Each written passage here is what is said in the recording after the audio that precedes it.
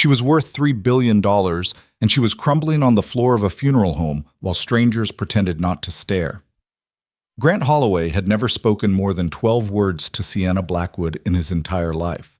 He was a nobody, a roofer with calloused hands, a single dad who clipped grocery coupons, a man who didn't belong anywhere near a funeral this expensive. But when she collapsed, nobody moved, nobody except him. And that one moment, that single unremarkable act of reaching out, was about to cost him everything he thought he knew about his life. If you've ever made a decision that changed everything, drop your city in the comments below. I want to see how far this story travels. Hit like, stay until the end, and let's begin. The morning of Richard Blackwood's funeral was the kind of morning that made you feel guilty for being alive. The sky had gone the color of old dishwater, hanging low over the city of Hartford, Connecticut, pressing down on everything like a hand flat against a table. It wasn't raining yet, but it wanted to. The clouds kept threatening it, pulling together and darkening at the edges, the way a mood shifts before someone says something they can't take back. Grant Holloway checked the knot of his tie in the rearview mirror of his truck and immediately hated himself for it. He'd bought the tie at Goodwill 3 years ago for a job interview he didn't get. Dark navy, slightly too long, with a texture that suggested it had belonged to a man older and more serious than Grant had ever been. He'd found it this morning in the back of his closet behind a box of Emma's baby shoes and a broken box fan he kept meaning to throw away. He'd spent 6 minutes trying to remember how to tie it properly, following a YouTube video on his phone while Emma watched cartoons in the next room, oblivious to the fact that her father was trying to look like someone deserving of grief. He wasn't sure he was. That was the thing about today. He wasn't sure he had any right to be here at all. Richard Blackwood had been 71 years old, founder and longtime CEO of Blackwood Industries, a company with fingers in commercial real estate, renewable energy infrastructure, and private logistics that Grant could not have described in any detail if his life depended on it. Richard Blackwood had been wealthy in the way that felt almost mythological, the kind of wealth that stopped being about money and started being about weight. The weight you carried in a room, the weight of your name on a building, the weight of decisions that moved thousands of people's lives without those people ever knowing your face. Grant had known his face. Not well, but he'd known it. 3 years ago, on a Tuesday in February that Grant had tried hard to forget, he'd been sitting in the parking garage of Hartford General Hospital at 2 in the morning. Emma had been running a fever that spiked to 104 and wouldn't come down. He'd rushed her to the ER at 9 in the evening, and by midnight the fever had broken and they'd given her fluids and told him she was going to be fine. He could breathe again. But the copay, even with insurance, was going to be $412, and Grant had $47 in his checking account and a credit card that was 3 weeks away from the limit. He'd sat in that parking garage and tried to figure out the math, and the math had not worked, and he'd put his head back against the headrest and stared at the concrete ceiling and felt the very particular shame of being a grown man who could not pay for his sick child's hospital bill. A knock on the passenger window. He'd nearly jumped out of his skin. An older man in a dark coat, silver-haired, unhurried, stood on the other side of the glass. Grant had rolled down the window because something about the man's bearing made it seem like the natural thing to do. Not threatening, just certain. Like a man accustomed to people doing what made sense. "You all right, son?" Grant had said yes automatically, the way you do. The man had looked at him for a moment, not unkindly, and then said, "The cafeteria's closed. Vending machine on level 2 still works if you haven't eaten." He'd slipped an envelope through the window before Grant could say anything else, nodded once, and walked to a black car where a driver was waiting. Grant had sat there holding the envelope for a full 30 seconds before he opened it. Inside, $500 in cash. No note, no name. He'd later pieced it together, recognized the face from a Hartford Business Journal cover his boss kept framed in the office. Richard Blackwood, who had apparently been in the same hospital that night visiting someone Grant never identified, and who had apparently seen something in a man sitting alone in a parking garage that warranted $500 and no explanation. Grant had tried to find a way to return it. He hadn't been able to.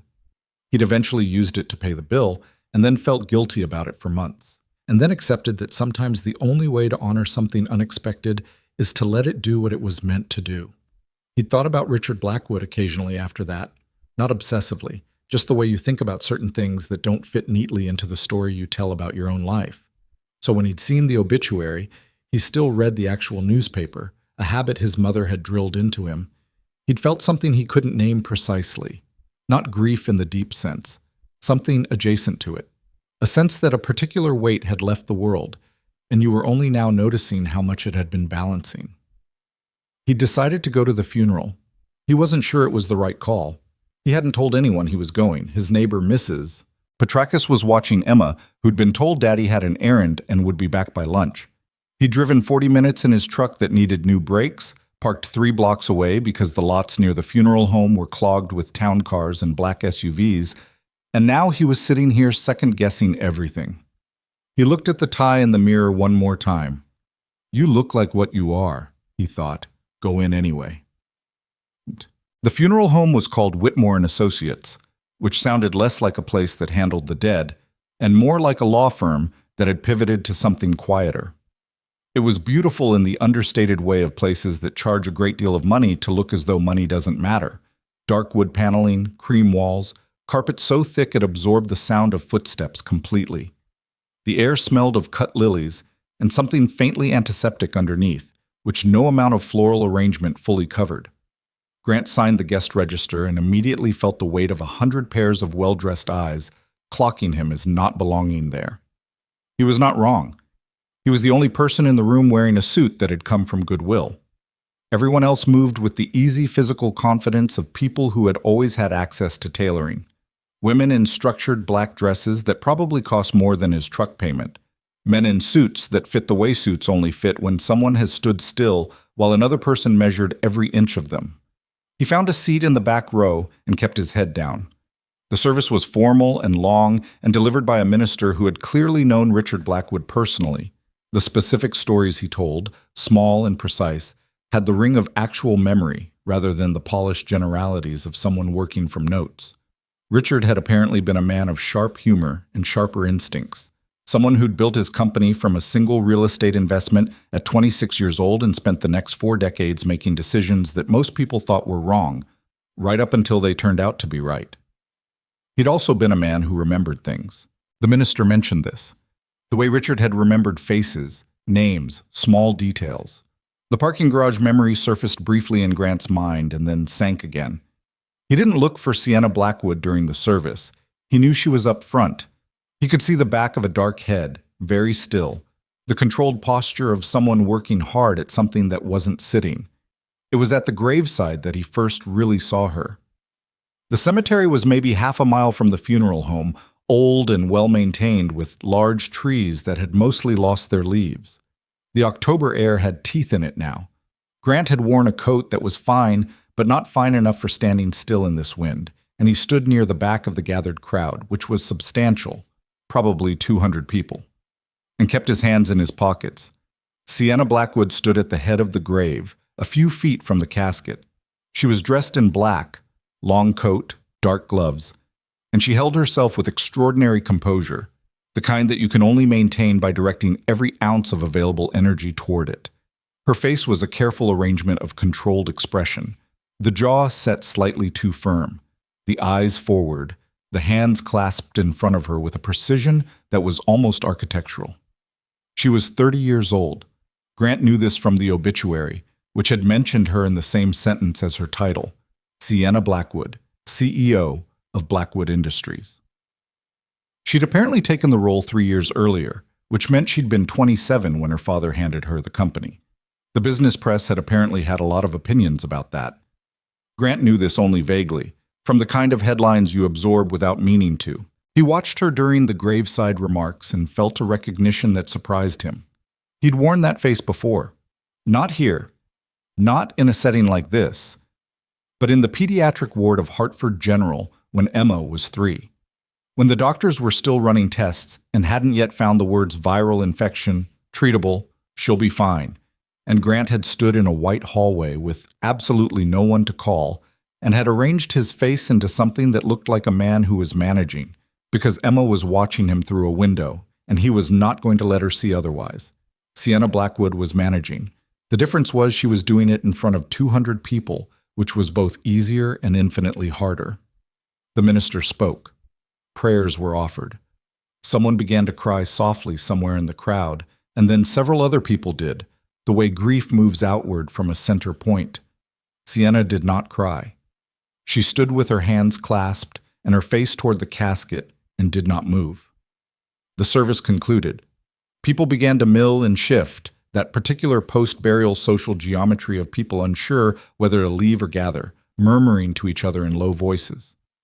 A few approached Sienna, executives by the look of them, older men in expensive coats, and spoke to her in brief formal bursts, shaking her hand like they were closing a deal rather than offering condolences. Grant watched her absorb each one. He wasn't going to approach her. He had no business approaching her. He'd come to pay a private respect to a man who'd shown him an unexpected kindness, and he'd done that, and now he needed to get back to his truck and get back to Emma. He was turning to leave when he saw it happen. Sienna Blackwood had been speaking with a group of 3 men, suits, older, the body language of people accustomed to being deferred to. One of them said something. Grant was too far away to hear what, but he watched her face change, not dramatically, just the smallest fracture in the arrangement, like a crack appearing in a wall you'd been told was structurally sound. One of the men said something else. He was watching her now with an expression that Grant's gut translated before his brain did. Something predatory in it, something that recognized an opening. Sienna's eyes moved briefly to the casket, just once, then back to the men. And then the composure, that incredible, costly composure, simply gave out. Not loudly, not with any dramatics. Her knees went first, a sudden descent that she couldn't counter, and then one hand reached out for something to grab onto and found nothing. And before anyone had time to react, she was on the ground beside her father's grave with her gloved hand pressed against the frozen grass, and her whole body shaking with the grief she'd been holding since she walked into that funeral home this morning. The group of men took a collective step back, actual step back, like she'd become something they didn't have a protocol for. Grant was already moving. He had no plan, no thought-out reasoning. His body made the decision before anything else caught up, and he was through the dispersing crowd in about 8 seconds, dropping to one knee on the cold ground beside her before he had any idea what he was going to do when he got there. "Hey," he said. "Hey, I've got you." She looked up at him. Her eyes, dark brown, reddened now, the composure stripped entirely away, registered him as a stranger, which he was. "I don't," she started. "You don't need to," he said. "Just, here, take a second." He'd offered his arm without thinking. She took it, which surprised them both. He helped her to her feet slowly, steadying her when she swayed slightly, and she stood there for a moment with her hand gripping his forearm through his coat sleeve, breathing hard, trying to locate herself. One of the men, the one who'd spoken, took a step forward. "Miss Blackwood, perhaps we should—" "Not now." Her voice was quiet and completely even. Remarkable. She'd found the composure again somewhere in the process of standing up. The man's jaw tightened, but he didn't push it. The 3 of them retreated toward the parked cars. Sienna watched them go. Then she looked at Grant, really looked at him, and he watched her take inventory of him. The Goodwill suit, the off-length tie, the coat that wasn't warm enough, and try to place him. "I'm sorry," she said. "I don't— Have we met?" "No," Grant said. "Not really." "Then why—" Nobody else was moving. She looked at him for a moment. Then, unexpectedly, she almost laughed, a short, exhausted sound that was more like releasing pressure than anything with humor in it. "No," she said quietly. "They never do." There was a reception afterward at the Blackwood estate. Grant learned this from the murmuring around him as the cemetery cleared. He'd planned to leave. He'd started walking toward his truck and had made it almost half a block when he heard his name. He turned. Sienna was standing on the path behind him, her assistant, a young woman with a tablet and an expression of professional anxiety, hovering a few steps back. "Mr. Sienna stopped. "I don't know your name." "Holloway. Grant Holloway." Something moved across her face, a flicker of something he couldn't identify. "Come to the house," she said. It wasn't exactly a request, but it wasn't imperious either. It was the voice of someone who didn't have the energy for the social niceties around asking. "I don't think I... Please." The word came out differently than everything else she'd said. Smaller, more effortful. "I'd like to talk to you." Grant thought about Emma, who was eating lunch with Mrs. Petrakis and watching the cooking channel, and was absolutely fine. He thought about his truck with its bad brakes, 3 blocks away. He thought about a man who'd knocked on a car window in a parking garage at 2 in the morning because he'd seen something in a stranger that warranted stopping. "Okay," he said. Bam.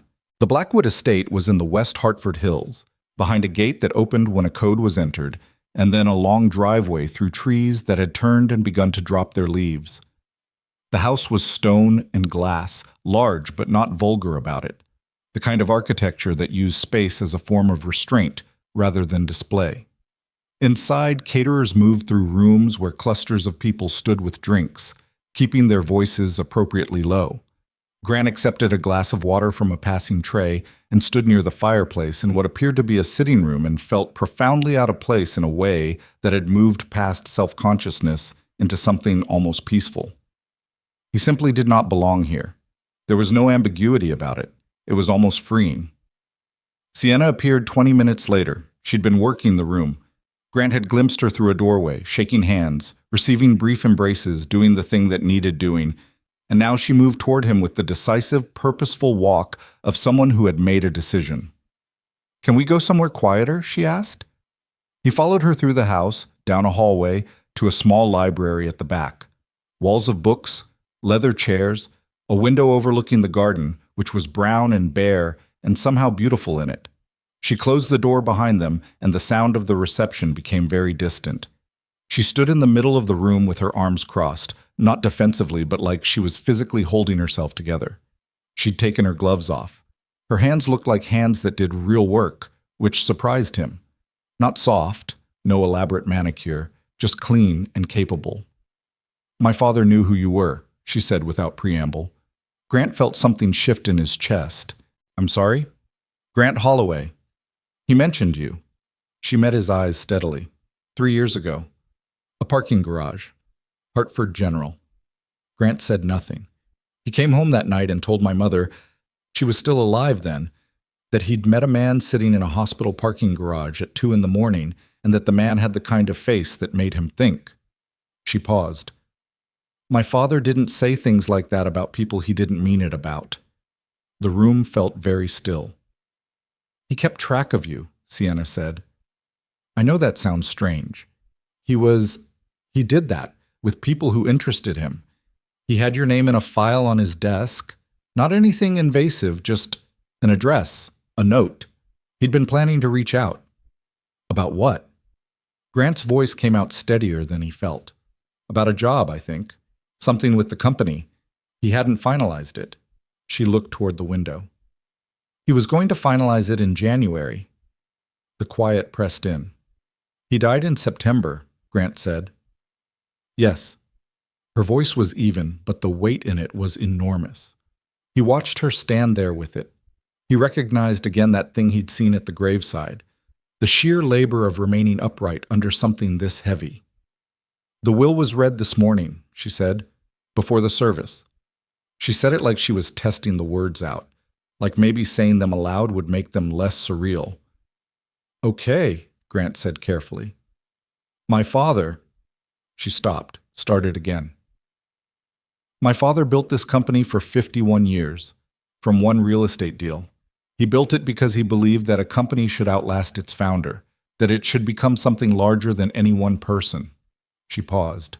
"He also apparently believed that I needed a specific kind of stability in order to run it the way he envisioned." Grant waited. "The will stipulates," Sienna said, her voice dropping into something very flat and precise, like she was reading aloud from a document in her head, "that in order to retain voting control of Blackwood Industries, I must be legally married within 30 days of his death." The clock on the mantelpiece ticked. Outside, a branch moved against the window glass. "I'm sorry," Grant said. "That's..." He didn't finish the sentence because he didn't know what it was. astonishing, cruel, absurd, all of those. The board knows, Sienna said.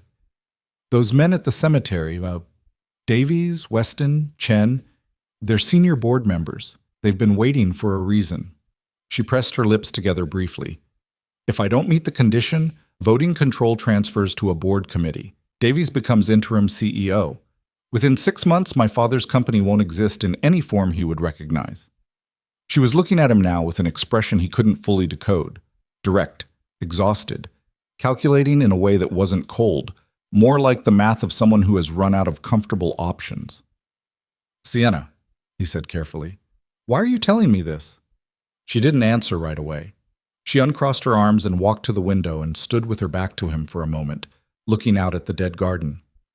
Because, she said, I think I'm about to ask you something that makes no rational sense. He waited. She turned around. I need to be married in 30 days, she said. I need someone.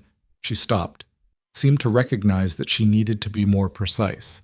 I need someone who isn't in this world, who doesn't have existing loyalties to the board, or to any of the people who've been circling this company for years waiting for my father to die. I need someone who is, by all available evidence, she paused, and the ghost of something crossed her face. Decent. The word landed strangely, simple, enormous. And my father thought you were decent, she said. He thought it in a parking garage at 2 a.m. when you didn't know anyone was watching. Grant stood very still. I'm asking you, Sienna said, to marry me, contractually, 1 year. I can offer you financial compensation, stability for your daughter. I know you have a daughter. And at the end of the year, we dissolve the arrangement cleanly and you walk away with a future you could actually build something on. The room was so quiet Grant could hear himself breathe. He wanted to say something reasonable. He wanted to say something measured and adult and appropriate to the situation. What came out was, you don't even know me. No, she said. But my father did. Or he was beginning to. And my father was... Her voice caught just slightly for the first time. She held it. He was not wrong about people. In 51 years of building a company by reading people, he was almost never wrong. Grant sat down in one of the leather chairs because his legs decided they'd been standing long enough. He thought about Emma, 5 years old, currently watching the cooking channel with Mrs. Petrakis. Emma, who was growing so fast that last year's winter coat wasn't going to fit this year. Emma, who had asked him 3 weeks ago why they couldn't go to Disney World like Callie from her class was going, and he'd said maybe next year, which was what he said every year. Emma, who had no memory of her mother, who had left when Emma was 8 months old, and whom Grant had not heard from in 4 years, not a call, not a letter. Emma, who deserved more than maybe next year. He looked up at Sienna Blackwood, who was standing in the middle of her father's library on the day of her father's funeral, asking a stranger to marry her because her options had run out and her father had believed in something he'd glimpsed in a parking garage 3 years ago. 1 year, he said. 1 year, she confirmed. And Emma, my daughter. She'd have to know we were together. I won't lie to her more than I have to. She can know as much or as little as you think is right. I have conditions, he said. I'm not going to figure them all out right now today, but I'll have them. That's fair. He rubbed his hand across his face, looked at the ceiling, looked back at her. I'm a roofer, he said. I know. I drive a truck that needs new brakes. I live in a 2-bedroom rental in Wethersfield. I don't own a suit that fits. I'm aware. I don't know anything about your world, any of it. The company, the board, I don't know how any of that works. You don't need to know how it works, she said. You just need to be present, and to be yourself. My father thought that was enough. Grant looked at her for a long moment. She looked back. Dark eyes, red-rimmed, steady. A woman who had been holding herself together all day through a kind of sheer willpower that he found, despite everything, genuinely impressive. Okay, he said. And then, because it felt important, I'm sorry about your father. Something in her face shifted. A brief, unguarded thing, gone before it fully formed. Thank you, she said quietly. He left the estate an hour later, having exchanged numbers with Sienna and been handed a business card by her assistant that said James Reeves, Office of the CEO, with a phone number and an email. He'd been told an attorney would be in touch within 48 hours. He'd nodded like this was normal. He walked the 3 blocks to his truck, got in, sat. The tie was still slightly too long. The dashboard had a crack in it from where he'd dropped his travel mug 2 winters ago. The heat took a minute to kick in, and when it did, it smelled vaguely of old coffee and whatever Emma had eaten on the way to school on Friday. He sat with his hands on the wheel and tried to locate the thought that made the most sense to have first. He didn't find it. What he found instead was the memory of Richard Blackwood's face at a car window in a parking garage, patient and unhurried, and the memory of an envelope with $500 and no name attached, and the memory of a man who apparently went home that night and told his wife he'd met someone worth paying attention to. Grant started the truck. He had to get back to Emma. He'd figure out the rest on the way. He wouldn't sleep that night. He'd lie in the dark in his 2-bedroom rental in Wethersfield and stare at the ceiling and run the math of the situation from every angle he could think of, and not one angle would make it feel like anything other than the strangest thing that had ever happened to him. And then, eventually, he'd hear Emma shift in her sleep in the next room. A small sound, absolutely ordinary, and the math would stop mattering quite so much. Some decisions, he was beginning to understand, don't get made because they make sense. They get made because something essential in you recognizes that not making them would be a kind of damage you'd carry forever. He reached for his phone. The contact simply read S. Blackwood. He didn't text it, not yet. But he didn't delete it either. The attorney called at 7:43 the next morning. Grant was standing at the kitchen counter in his socks, making Emma's lunch. Peanut butter and honey on wheat because she'd rejected jelly 3 months ago and hadn't looked back, when his phone buzzed against the countertop. The number was a Hartford area code he didn't recognize, and he almost let it go to voicemail because he was in the middle of cutting the crusts off, and Emma had a rule about crusts that was apparently non-negotiable. He answered anyway. Mr. Holloway. The voice was precise, professional, and moved at the pace of someone billing by 6-minute increments. My name is Catherine Marsh. I'm senior counsel for the Blackwood estate. Ms. Blackwood asked me to contact you regarding a matter of some urgency. Would you be available to meet this morning? Grant looked at Emma, who was at the kitchen table drawing something elaborate on the back of a school permission slip he hadn't filled out yet. I have to drop my daughter at school first, he said. I can be somewhere by 9. A brief pause, not irritated, just recalculating. Our offices are on Asylum Street. I can have the address texted to this number. 9 o'clock is fine. He hung up. Emma looked up from her drawing.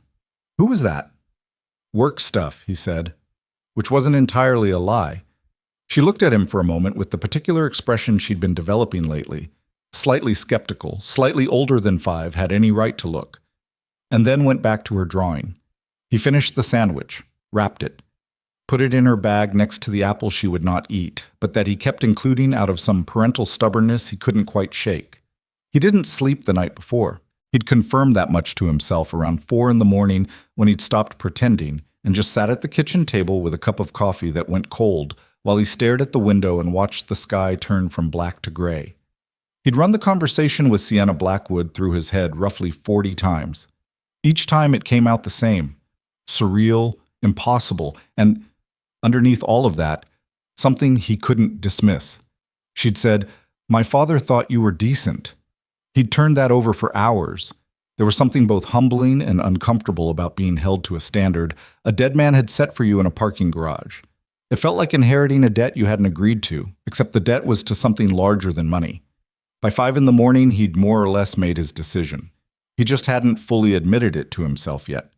He dropped Emma at Jefferson Elementary at 8:15, watched her run toward the entrance without looking back. She never looked back, which her kindergarten teacher said was a sign of healthy attachment and which Grant found both reassuring and quietly devastating every single time, and then drove downtown to Asylum Street. Catherine Marsh's office was on the 14th floor of a building that had a lobby with marble floors and a security desk and an elevator that moved in complete silence. Grant wrote it up and stood in a reception area that was aggressively tasteful and waited 3 minutes before being shown into a conference room where Catherine Marsh and 2 associates were already seated, and where Sienna Blackwood was sitting at the far end of the table, looking like she had also not slept. She was in a different kind of armor today. Yesterday had been funeral black. Today was a charcoal blazer and dark trousers, her hair pulled back, a coffee cup in front of her that appeared to be her second or third. She looked up when Grant came in, and something in her posture shifted slightly. Not relaxed exactly, but recalibrated. "Thank you for coming," she said. "Sure," he said, because he couldn't think of anything better, and sat down across from her. Catherine Marsh placed a document on the table in front of him. It was thick, probably 40 pages. Grant looked at it the way you look at something that has the potential to reorganize your entire life and tried to appear less thrown than he was. "Mr. Holloway," Catherine said, "I want to be clear about what you're reviewing. This is a preliminary contract outlining the terms of a proposed 1-year civil marriage between you and Ms. Blackwood. It's a legal document, not a moral one. Everything in here is negotiable at this stage. Nothing should be signed today. You should have your own counsel review it before you consider signing anything." Grant nodded. He didn't have counsel. He was going to have to find some. "The key provisions," Catherine continued, flipping to a tabbed section, "cover the duration of the arrangement, 1 calendar year from the date of the civil ceremony, financial terms, living arrangements, public conduct expectations, and the terms of dissolution." She paused. "Ms. Blackwood has already indicated she wants to discuss the financial terms with you directly. I'll leave you to that conversation and return with the associates when you're ready to go through the specifics." She stood. The 2 associates followed her out with the synchronized efficiency of people trained to be furniture when necessary. The room went quiet. Sienna pushed the coffee cup aside and looked at him. In the daylight, gray October light through tall windows, she looked younger than she had yesterday, or maybe just more tired. The competence was still there, the precision, but there were shadows under her eyes that hadn't been there before, or that he hadn't been close enough to see. "You came," she said. "I said I would." People say a lot of things. She said it without bitterness, just as a fact. "How are you doing with all of this?" The question surprised him. He'd expected to walk in and discuss terms. He hadn't expected to be asked how he was. "Honestly," he said, "please. I spent most of last night sitting in my kitchen trying to figure out if I've lost my mind." She made a sound that was close to a laugh. "And?" "Still evaluating," he said. She nodded, looked at the document between them. "I need to tell you something before we go any further. Something the contract doesn't cover because it's not legally relevant, but I think it matters." He waited. "My father's will has a specific clause," she said. "It's not just that I need to be married. The marriage needs to hold up to scrutiny. The board has the right to petition for an independent review if they believe the marriage is—" She paused, picking the words carefully. "Arranged primarily to circumvent the inheritance conditions." Meaning they can challenge it. Meaning Davies can hire people to investigate us, which he will. He's already retained 2 law firms. She met his eyes. "This needs to look real, not just on paper, in our actual lives." Grant absorbed this. What does that mean practically? It means we'd need to live in the same house, attend events together, be credible. She stopped. "I know that's more than what I outlined at the cemetery. I want you to understand what you'd actually be agreeing to." He looked at the document, at the window, back at her. "You said financial terms," he said. "What are we talking about?" She told him. He kept his face neutral. He was fairly proud of that after the fact, because the number she named was enough. More than enough. It was the kind of number that translated into Emma's college fund existing, into the truck getting fixed properly, into the bad breaks and the tight months, and the maybe next year becoming actual years with actual plans. It was not a number he could pretend didn't matter. "That's," he started. "It's fair," she said, "for what I'm asking." "It's more than fair." "My father would have offered you something comparable," she said. "If he'd had the chance. This isn't charity. You'd be doing a real job with real stakes." He turned the document over in his hands without reading it. "I have conditions." You said that yesterday. Emma comes first, always. If something in this arrangement ever becomes a problem for her, school, stability, anything, I need the ability to make decisions about that without it being a breach of contract. Already in the draft, she said. Section 4. He blinked. You put that in before we talked? I have a 5-year-old too, she said. And then, at his expression, I mean, I don't. I meant I anticipated that it would matter to you because it should. She paused. I'm not going to make your daughter's life harder. That's not what this is. He believed her. He wasn't sure if that was wisdom or something closer to desperation, but he believed her. I'm not going to pretend to be something I'm not, he said. At these events, these business things, I'm going to be exactly what I am. I can be polished enough. I'm not an idiot, but I'm not going to perform some version of good, she said flatly. The last thing I need is someone performing. The board already thinks this is theater. Our best argument against that is that you're genuinely, obviously yourself, and that somehow I chose you anyway. There was something almost wry in the way she said it. Almost. Why did you choose me? He asked, because it still didn't entirely add up. Specifically, your father kept a file on me, you said, but there must be other names in files, other people he thought were decent. She was quiet for a moment. He only mentioned you, she said finally. By name, out loud. She looked at the window. He mentioned you 3 days before he died. We were having dinner, and he said, out of nowhere, we'd been talking about something entirely different. He said, I keep meaning to call that man from the hospital. I should do that. And I asked him what man, and he told me the story about the parking garage. The clock on the wall moved. He died 4 days later, she said. Cardiac event. Very fast. He was alone in his office. Her voice didn't break, but it was working not to. So, Grant said quietly. You were the last person he mentioned wanting to help, she said. I can't make that mean something specific. I don't know exactly what he saw in you, but he saw something, and I... She stopped, looked at him directly. I don't have a lot of people I trust right now. I don't have a lot of people, period. And you came to his funeral when you didn't have to, and you were the only person in that cemetery who moved when I fell. He didn't say anything. There wasn't anything obvious to say. That's why, she said. He looked at the document again. 40 pages of legal language between him and a decision that was going to change everything one way or another. I need to find a lawyer to review this, he said. James can give you 3 referrals, all of them independent of Blackwood Industries. I need a week.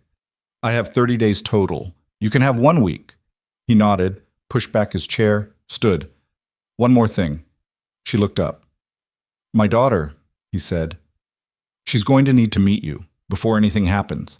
She's 5 and she's perceptive in ways that I find concerning. And if she doesn't like you, I'm not saying that ends the conversation, but I'm saying it's important information. Sienna looked at him for a moment. Something in her expression was difficult to read. Not offended, not amused, something more careful than either. Okay, she said. Okay, he said. He picked up his copy of the contract and left. He made it to the elevator before he realized his hands were shaking slightly. He put them in his pockets and rode down in silence. Outside on Asylum Street in the cold October air, he stood on the sidewalk for a moment and breathed. A bus went past. Someone on the corner was selling newspapers from a folding table. The ordinary, unchanged city moved around him and had no idea that his life was currently unrecognizable. He called Mrs. Petrakis from the parking lot. She said Emma had eaten breakfast and asked where the remote was. He said it was probably under the couch cushion. She said she'd look. He said thank you and hung up and sat in his truck for 4 minutes doing nothing at all. Then he drove to a hardware store, bought caulking he'd been meaning to pick up for a job, and went to work. Because the work was there, and it needed doing, and sometimes the most stabilizing thing available to you is a task that has clear edges. He spent 6 hours on a roof in Glastonbury, sealing a leak around a chimney flashing, and did not think about Sienna Blackwood for approximately 40 minutes of it. That was the best he was going to get that day. He took it. The lawyer's name was Paul Donovan, one of the 3 referrals that James Reeves had texted him, and Grant met with him 2 days later in an office above a dry cleaner's on New Britain Avenue, which immediately made Grant like him more than he expected to. Paul Donovan was mid-50s, had a coffee stain on his tie, and read the contract with the focused silence of a man who'd seen a lot of documents and wasn't impressed by volume. He took about 40 minutes. Then he looked up and said, "This is a solid contract, unusually fair, actually, for an arrangement of this kind." Grant said, "Is it legal?" "Contract marriages are legal in Connecticut, yes. Unusual, but legal." Donovan set the document down. "The financial provisions are generous. The exit terms are clean. The confidentiality clause is standard." He paused. "The cohabitation requirement is the piece you need to think hardest about, because it's the piece that will actually affect your day-to-day life." "I know." "She's protected against you making any claims on the company or assets. You're protected against any retroactive renegotiation of the financial terms. It's actually reasonably well balanced." He paused. "My main recommendation would be adding a clause about educational continuity for your daughter, specifically that any school changes during the arrangement period require your consent." Grant nodded. He'd thought about that. "And I'd push for a grace period clause in the exit terms," Donovan said. 30 days after dissolution before you're required to vacate the residence, not 14. With a 5-year-old, you want transition time. Can you negotiate those in?" "I can try. The other side seems motivated to make this work." He looked at Grant over his reading glasses. "Can I ask you something personal?" "Go ahead." "Why are you doing this?" Grant looked at the window. Frosted glass, the shadow of the dry cleaner's sign moving slightly in the wind. "My daughter," he said. "Mostly." Donovan nodded. "Is that the whole answer?" Grant thought about it for a moment. "No," he said honestly. "But it's the part I can say out loud right now." Donovan made a sound that might have been approval and picked up his pen. The meeting between Emma and Sienna happened on a Saturday, 9 days after the funeral. Grant had spent 3 days thinking about how to arrange it, and had eventually decided that overthinking it was the problem. He'd called Sienna and said they could meet at Riverside Park in Wethersfield, which was neutral ground and had a good playground. She'd said fine. He'd told Emma they were meeting a friend. Emma had said, "Your friend or my friend?" He'd said, "Mine, but she'd like to meet you." Emma had processed this and said, "Does she have kids?" "No." "Does she have a dog?" "I don't know. I'll ask." He'd texted Sienna, "Do you have a dog?" There had been a pause of probably a full minute. He'd pictured her staring at the message in her enormous house, trying to figure out if it was a legal question. And then she'd written back, "No." "Should I?" He'd written back, "No, you're fine." She'd written, "Okay."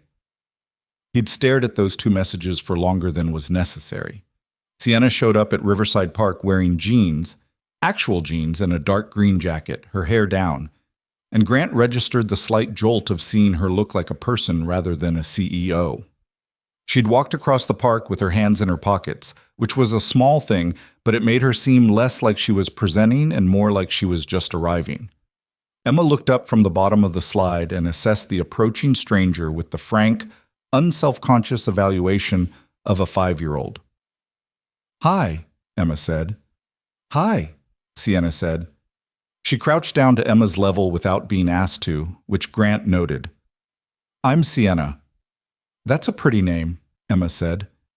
"Is it from a color, like the crayon?" Sienna blinked. "Actually, yes, my mother liked the color." "I like the burnt sienna," Emma said authoritatively. "It's better than regular brown." Then she turned and ran back up the ladder to the slide because she'd apparently gathered all the information she needed. Sienna stood back up and looked at Grant. "She's something," she said. "Yeah," he said. "She is." They sat on a bench while Emma exhausted herself on the playground equipment. It was the kind of November cold that was still in negotiation with itself.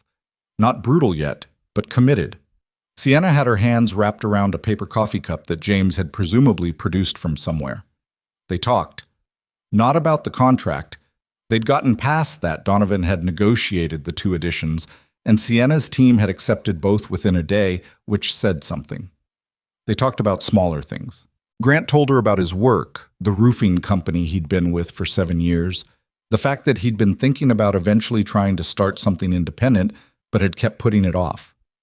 She listened without that particular quality some people had of listening while also constructing their response. She actually listened. She talked about the company, not in the polished language she presumably used in boardrooms, but in a more worn-down version, the version of someone who was genuinely tired. She'd been running Blackwood Industries for 3 years since her father had moved to a chairman role and handed her the operational reins. She'd spent those 3 years trying to prove to the board that she'd earned it. She hadn't entirely won that argument yet. Davies has been waiting for an opening since the day my father announced me as CEO, she said. He wanted it for himself. He's been on the board for 20 years, and he thinks that entitles him to something it doesn't entitle him to. What does he have against you specifically? She smiled slightly, not with warmth. I beat him in 2 consecutive contract negotiations. I also restructured the logistics division in a way he'd argued against for 2 years, and it saved the company $11 million. She paused. Men like Davies don't forget that. So this condition in the will, Grant said. My father never explained it to me. He never mentioned it existed. I have theories. She looked at the playground where Emma was now attempting something acrobatic on the monkey bars. I think he was worried about me, not about my ability to run the company, about me being alone in it. She said it carefully, like she was still working out whether she believed it. He'd been asking me about my personal life more the last year. I kept deflecting. I think he put the clause in the will because he thought I'd never prioritize it otherwise. Would you have? She considered this with the honesty of someone who'd had enough recent shock to dispense with comfortable self-deception. No, she said. Probably not. Grant watched Emma swing from bar to bar, tongue out in concentration, her hair coming loose from the braid he'd managed this morning. She hasn't asked about you since the park introduction, he said. That's either good or she's processing. Which is more likely? With Emma? Processing. He paused. She'll have follow-up questions, possibly very direct ones. I can handle direct. You say that now. She looked at him sideways. I negotiate with a board of directors who are actively trying to dismantle my life's work. I think I can manage a 5-year-old's questions. The board doesn't ask why the sky is blue. And then, while you're answering, follow up with whether you've ever cried at a movie. Sienna almost smiled. Has she asked you that? Last week, about Toy Story 3, I told her dust got in my eye. Did she believe you? Absolutely not. She did smile then, a real one, the first one he'd seen that wasn't weighted with something else. It changed her face entirely, briefly, and then settled back into the more guarded version. The ceremony would need to happen by November 14th, she said, coming back to it. That's the 30-day mark. Catherine has a judge who can perform a civil ceremony on the 12th. A Wednesday. Yes. Emma has school. In the afternoon, the ceremony would be in the morning. He nodded. Okay. It'll be just us, Catherine, and 2 witnesses. James and one of the associates. No photographers, no press. She paused. The board will know because they have to be notified. But I'd like to control the public announcement carefully. Frame it as... She stopped. As what exactly is something I haven't figured out? The truth is probably fine, Grant said. We met at your father's funeral. We'd encountered each other before, briefly, 3 years ago. You don't owe them more detail than that. She looked at him. You think we can make that stick? I think the less complicated the story, the harder it is to poke holes in. She was quiet for a moment. Then, my father would have liked the way your mind works. It was a simple statement. It hit somewhere he wasn't expecting. He didn't say anything. Emma had reached the end of the monkey bars and was hanging by her hands, making a sound that was either distress or delight. With her, the line was genuinely thin. She's going to fall, Sienna said. She'll be fine, Grant said. She knows how to fall. Emma dropped, landed in the wood chips, stood up, brushed her hands on her jeans, and immediately climbed back up. How does she know how to fall? Sienna asked. Practice, Grant said. I worried about it for a while. Then I realized worrying about it doesn't stop the falling, so I just made sure she knew how to get back up. Sienna looked at Emma climbing back up the ladder. Something in her expression had gone quiet, and inward in a way that Grant didn't push. They sat in the cold a while longer. Emma eventually ran over, breathless, and stood in front of Sienna with her hands on her hips. "Do you like macaroni and cheese?" she asked. It was clearly an important qualifying question. Sienna considered it seriously. "The kind from the box or the real kind?" Emma's eyes widened slightly. The existence of this distinction apparently suggested sophistication. "The box kind is better," she said. "I agree," Sienna said. Emma looked at her dad, then back at Sienna. "You can come to dinner sometime if you want," she said, in the magnanimous tone of someone granting access to something valuable. Then she ran back to the playground. Grant exhaled. "Well," Sienna said. "Yeah," he said. The civil ceremony happened on a gray Wednesday morning in a courthouse room on the third floor that smelled of recycled air and old carpet.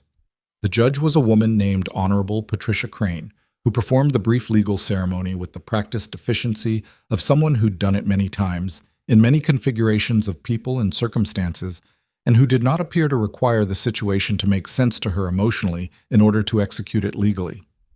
Grant wore a suit that Paul Donovan had, improbably, lent him.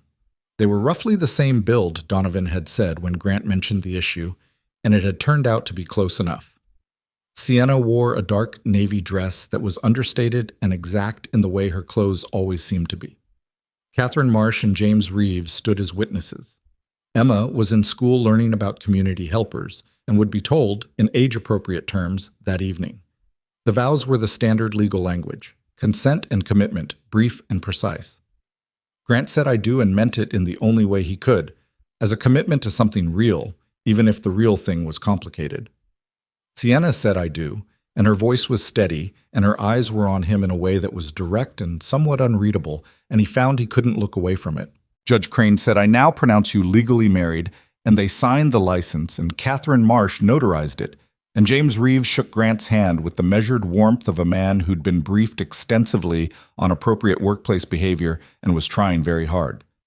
In the elevator going down, Sienna said, "Well, that's done." "Yeah," Grant said. They stood in the lobby for a moment. Outside the courthouse, Hartford went on. Traffic, pedestrians, the ordinary Wednesday motion of a city that had no idea what had just happened on the third floor of this building. "The movers will bring your things Saturday," she said. "James will give you the access code for the gate. Emma's room. I had someone set up a bed and a dresser, but I didn't want to decorate it without knowing what she likes." "She likes purple," Grant said, "and dinosaurs, which she insists are not contradictory." Something moved in Sienna's expression. "They're not," she said. "That's what I told her." She looked at him for a moment. Then she extended her hand. He looked at it, shook it. It was possibly the strangest handshake he'd ever been part of, given that they'd just said "I do" in front of a judge, but it also felt exactly right. Two people acknowledging the precise and complicated nature of what they'd just agreed to, without pretending it was anything more than that. "Saturday?" she said. "Saturday," he said. He watched her get into the waiting black car.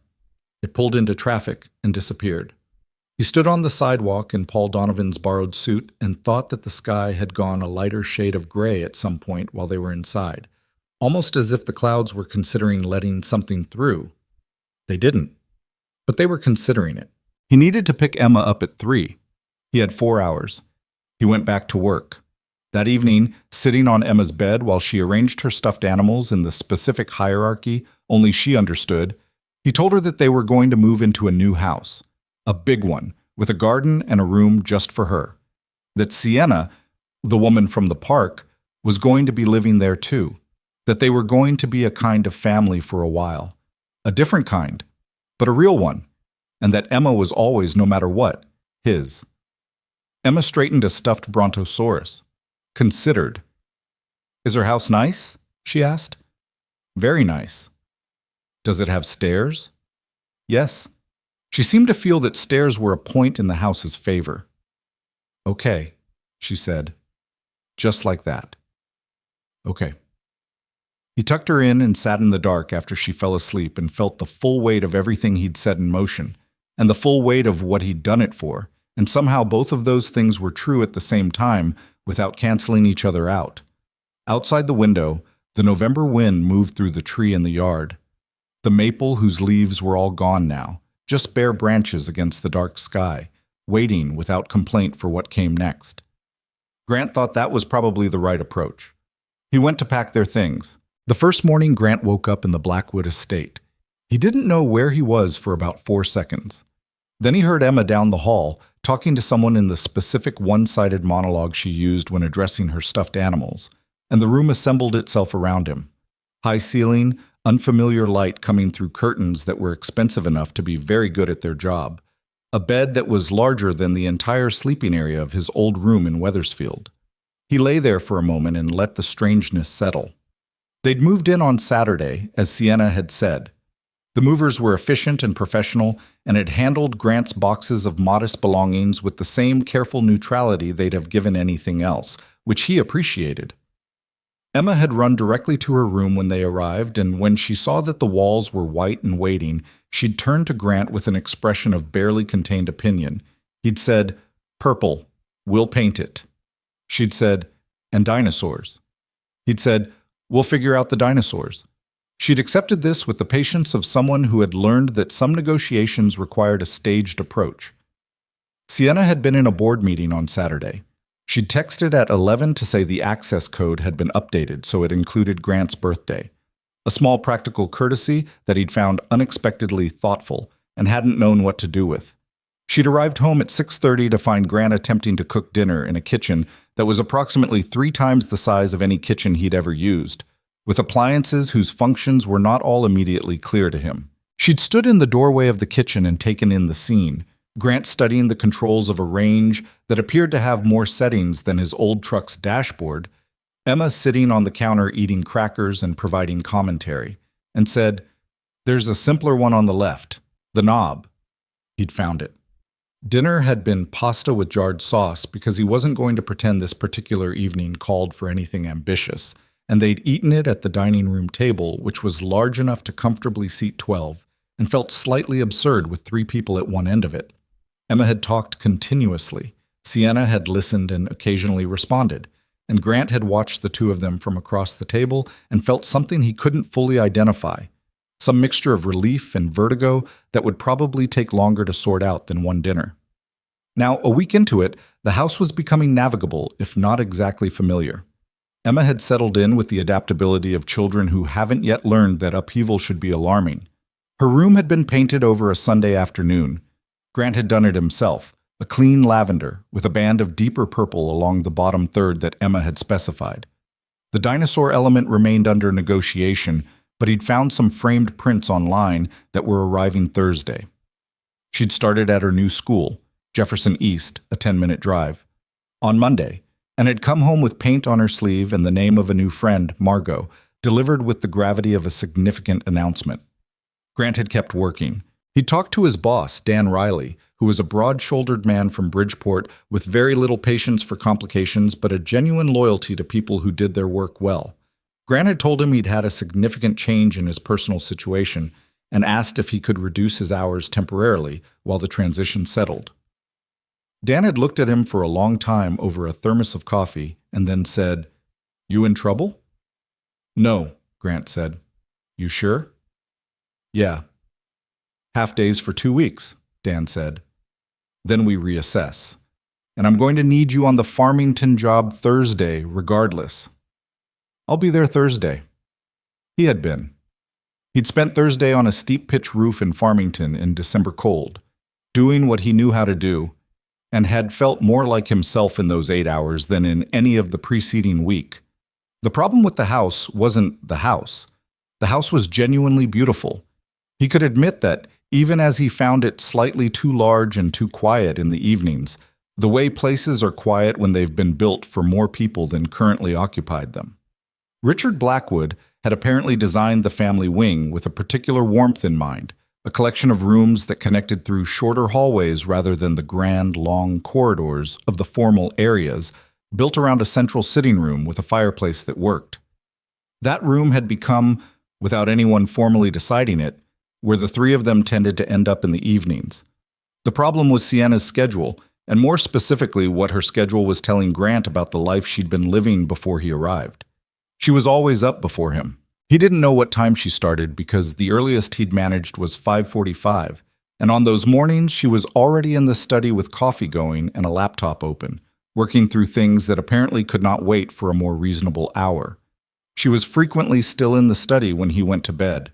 On 2 occasions in the first week, he'd come downstairs for water at 11:30 and seen the light still on under the door.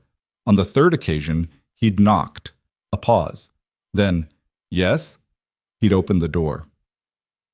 She was at the desk in a cardigan and reading glasses, documents spread around her, and she looked at him over the glasses with the expression of someone surprised to be interrupted, not because they'd forgotten other people existed, but because they'd genuinely stopped expecting it. "You know it's midnight," he said. "I know." He'd looked at her for a moment. "I made tea earlier. There's probably still some in the pot if you want it." She'd looked at him like he'd said something in a foreign language she was partway through learning. "Okay," she said. He brought it to her, left it on the corner of the desk, and didn't linger. But the next night, at 10:45, she'd come out of the study herself and into the kitchen, and he'd been at the table with a book, and she'd said, "Is there more tea?" And he'd put the kettle on. And they'd sat at the kitchen table for 40 minutes and talked about nothing in particular. A documentary she'd seen on her father's old streaming account about migratory birds, a neighborhood in Wethersfield where Grant had done a roof job and noticed the architecture, Emma's evolving opinion about Margot from school. And it was the most ordinary 40 minutes Grant had spent since moving in, and he'd slept better afterward than he had all week. The tea became a thing, not a scheduled thing, not a declared thing, just a pattern that emerged the way some patterns do, sideways, without announcement, until one day you notice it's been there for a while. Davies made his move on the 3rd week of November. Grant learned about it from Sienna's face at dinner, which had been fine, and then, after she'd checked her phone once, had become something else. Emma was talking about the school's upcoming winter concert, the song they were practicing, whether the triangle was a real instrument or just something they gave to kids who couldn't do the harder ones. Grant had been about to weigh in on the triangle debate when he caught Sienna's expression across the table and understood that the dinner conversation had been going on without her for the past 2 minutes. He let Emma continue the triangle discourse, which she was perfectly capable of sustaining independently, and gave Sienna a look that asked, "Later?" She gave him the smallest nod. Later was after Emma was in bed. Sienna had her laptop on the coffee table in the sitting room and was reading something that was clearly making her jaw tight. "Davies filed," she said when Grant sat down. "Filed what?" "A formal petition to the probate court. He's arguing that the marriage doesn't meet the conditions of the will." She turned the laptop to show him. "He's claiming insufficient evidence of a genuine prior relationship." Grant read it. The language was precise and careful and specifically damaging. It raised questions about the timeline, about how quickly the marriage had occurred, about the nature of Grant's appearance at the funeral. It did not outright accuse them of fraud. It didn't need to. It planted questions and stepped back and let them do their work. "He had someone in the cemetery," Sienna said, "watching. He noted that you were observed speaking with me alone for an extended period within 2 hours of the burial." He had someone photographing the burial? Almost certainly not photographing, observing and documenting. She closed the laptop. "He's not wrong that it looks fast. It does look fast." "Is he right that it doesn't meet the conditions?" "Our attorney doesn't think so. The will says legally married, full stop. It doesn't specify duration of prior relationship." She pressed her fingers against her forehead. "But he can make this expensive. He can drag it into court and keep it there for months, and the company can't operate cleanly while there's an active legal challenge to the CEO's authority." Grant leaned back. "What does he actually want?" She looked at him. "He wants the company. Specifically, he wants the logistics division and the energy contracts. If he gets interim CEO status, he can restructure them within 18 months. Everything my father spent 30 years building in that sector gets sold off to 3 different buyers he already has lined up." She paused. "I know this because he told a mutual contact last spring, before my father got sick, that it was a matter of when, not if. Someone repeated it to me." "He said that out loud?" "He's been very confident for a very long time," she said. "My father knew. He just believed the company's structure would protect it. Her voice went quiet in a way that had something complicated in it. Not anger, or not only anger. He didn't know how sick he was going to get, or how fast. He thought he had more time to shore things up. Grant sat with that. The fireplace made a small sound, a log settling. "What do we do?" he asked. She looked at him. Slightly surprised, he thought, by the we. "Catherine is filing a response," she said. "But Davies's counsel is going to request access to evidence of the relationship, photos, communications, witnesses who can speak to how we know each other." She stopped. "We have very little of that." "We have the hospital story," Grant said. "Your father documented it, didn't he? The file?" "He mentioned it. I haven't found a documented record yet. James is looking." "Your father told your mother about it that same night, you said." She stilled. "Yes." "Is there anyone she might have told? Anyone who was in contact with both of them regularly?" Sienna was quiet for a moment. "Margaret Yuen," she said slowly. "She was my mother's closest friend. She had dinner with them every couple of months until my mother died, and she continued having dinner with my father. She was thinking through it as she spoke. My father might have mentioned it to her. He repeated things that interested him. Can you call her? I can call her. She was already reaching for her phone and then stopped, looked at the time. It was 10:50. Tomorrow, he agreed.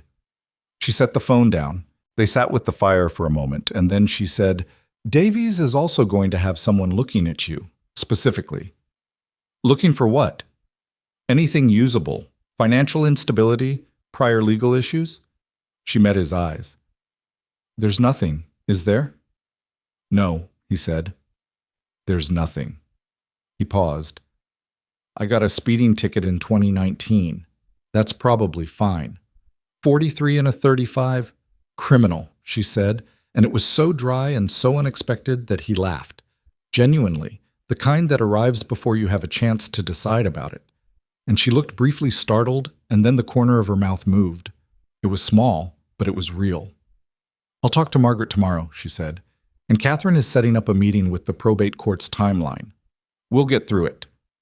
She said it in the tone of someone who had talked themselves through worse and was applying the same method here. Not false optimism, just determination in the shape of a sentence. Grant nodded. Okay. She gathered her things, laptop, the annotated legal documents, her reading glasses, and stood. At the doorway she paused. Thank you, she said. She stopped, seemed to find the specific words she wanted. For not panicking. I panicked a little, he said. Internally. Well, she said, you hid it well. He heard her go upstairs. He sat for a few minutes more with the fire, and then went to check that Emma's door was cracked the right amount, and to turn off the hall light that Emma insisted stay on but not too bright. Emma was asleep with one arm around the brontosaurus and the other flung out sideways at an angle that suggested she'd been gesturing during a dream. He pulled the blanket up where it had slid and stood in the dark for a moment. Whatever was coming with Davies and the court and the petition, he'd deal with it. They'd deal with it. He went to bed. Margaret Yuen was 73 years old, sharp as a tack, and when Sienna called her the next morning, she listened to the full explanation without interrupting, which in Grant's limited experience of the very sharp elderly was a sign of someone who processed information before reacting rather than during. When Sienna finished, Margaret said, Your father absolutely told me about that young man in the parking garage. He told me and Helen Marsh both at dinner in March of that year. He said, there was a pause. He said the young man had the posture of someone who'd already decided not to ask for help but hadn't given up yet. Richard always noticed posture. He thought it said more than faces. Grant was sitting across from Sienna at the kitchen table during this call, which was on speaker. He looked at the table when Margaret said that. Would you be willing to provide a statement? Sienna asked. To our attorney. Of course, Margaret said, with the matter-of-fact briskness of someone for whom this was a simple question. Davies is a small man with large ambitions, and I've thought so for 15 years. I'll call Catherine this afternoon. A pause. How are you, Sienna? Actually. Sienna's expression shifted, a small, unguarded thing. "I'm managing," she said. "Your father would be proud of you," Margaret said. "He already was, but he would be especially now." Another pause. "And your husband? What's he like?" Sienna glanced at Grant across the table. He raised an eyebrow very slightly. "He's," she said, "he's decent." It was the same word her father had apparently used. He heard it land differently this time, in this context, from her mouth. "Good," Margaret said simply. "That's what matters." The probate hearing happened in January. Catherine Marsh presented a methodical case. Margaret Ewan's statement, the documentation James had finally located in Richard's desk files, a handwritten note dated referencing the Hartford General parking garage and a man named Holloway whose situation had merited attention, the marriage license, and a series of photographs that James had compiled from the estate's security camera archives showing Grant's truck in the estate driveway going back to November, which established cohabitation clearly enough. Davy's attorney pushed on the timeline. Catherine held the line. The judge, a different one from Judge Crane, reviewed the materials over 4 days and returned a ruling that the marriage met the conditions of the will as written. Davies's petition was denied. Davies himself was in the room when the ruling was delivered. He looked at Grant with the particular expression of a man recalculating rather than conceding, and Grant held the eye contact without difficulty and without aggression, and then Davies looked away first. Small victories. They counted. December passed in the particular way of a month that contains a holiday, whose emotional weight is significant and whose practical requirements are relentless. Emma had her winter concert on the 14th. The triangle debate had resolved itself when she was assigned the xylophone, which she'd accepted as an upgrade. And Grant sat in the third row of the school auditorium while 22 kindergartners performed 3 songs with the chaotic sincerity of people who believe completely in what they're doing, regardless of technical accuracy. Sienna had come. Grant hadn't asked her to. He'd mentioned the concert casually the week before, and she'd said she'd try to make it, which he'd taken to mean probably not. But she'd arrived 4 minutes before it started, slightly breathless from a meeting she'd apparently left early, and sat down next to Grant in the third row and unzipped her coat and watched his daughter play the xylophone with the same focused attention she brought to board presentations. After, in the lobby, Emma had found them in the crowd and shown Sienna her xylophone mallet with the reverence of presenting something important. "I only messed up once," Emma said, "but I don't think anyone noticed." "I didn't notice," Sienna said, which was possibly true and possibly generous, and either way was exactly right. Emma had tucked her hand into Sienna's without apparent premeditation, the way children do, just reaching for what's near, trusting it to be there, and walked with her toward the coat hooks, explaining the mallet's particular qualities. Sienna had looked down at the small hand in hers with an expression Grant had glimpsed from across the lobby that he'd deliberately not examined too closely. Christmas arrived and was unexpectedly real. Grant had expected to manage it. The holiday, its weight, the fact that it was Emma's favorite thing in the year, and that doing it well mattered in a way that made his chest tight. In the Wethersfield apartment, he'd always done his best. A tree from the lot on Main Street, lights he untangled every year from the same box, Emma's handmade ornaments from school arranged with deliberate care. It was good. It was enough. But it was a man doing it alone, and some parts of alone are only visible in contrast. Sienna had asked him in early December how they did Christmas, and he'd started to say, "Whatever you normally do is fine," and she'd stopped him and said, "No, how do you do it?" And he'd told her. The tree and the lights and the particular ornaments and Emma's Christmas Eve tradition of leaving out crackers instead of cookies, because she had opinions about what someone walking all night in the cold would actually want. Sienna had listened to all of it, and then she'd done something unexpected, which was that she'd done exactly that. The tree was a real one, because Emma had specified, and it was slightly too tall for the sitting room and had to be trimmed at the top, which Emma supervised with great seriousness. The lights were the warm white ones because those were the ones in the box in Grant's old apartment. The crackers went on a plate by the fireplace on Christmas Eve. She didn't try to add anything. She didn't try to import some Blackwood tradition or make it more than it was. She just did the thing the way he'd described it and made space, and that restraint, The deliberate not overriding of what was already there hit him somewhere he hadn't anticipated. On Christmas morning, Emma opened gifts and described each one in detail to the room, which was her method. Grant made coffee. Sienna came downstairs later than them, in an oversized sweater he hadn't seen before, her hair undone, looking like someone who had not been awake long, and Emma immediately pulled her to the floor to show her the important items. At some point, Grant looked at the two of them on the sitting room floor, Emma explaining the detailed biography of a new stuffed animal, Sienna cross-legged listening with her coffee cup, and had to look at something else for a moment.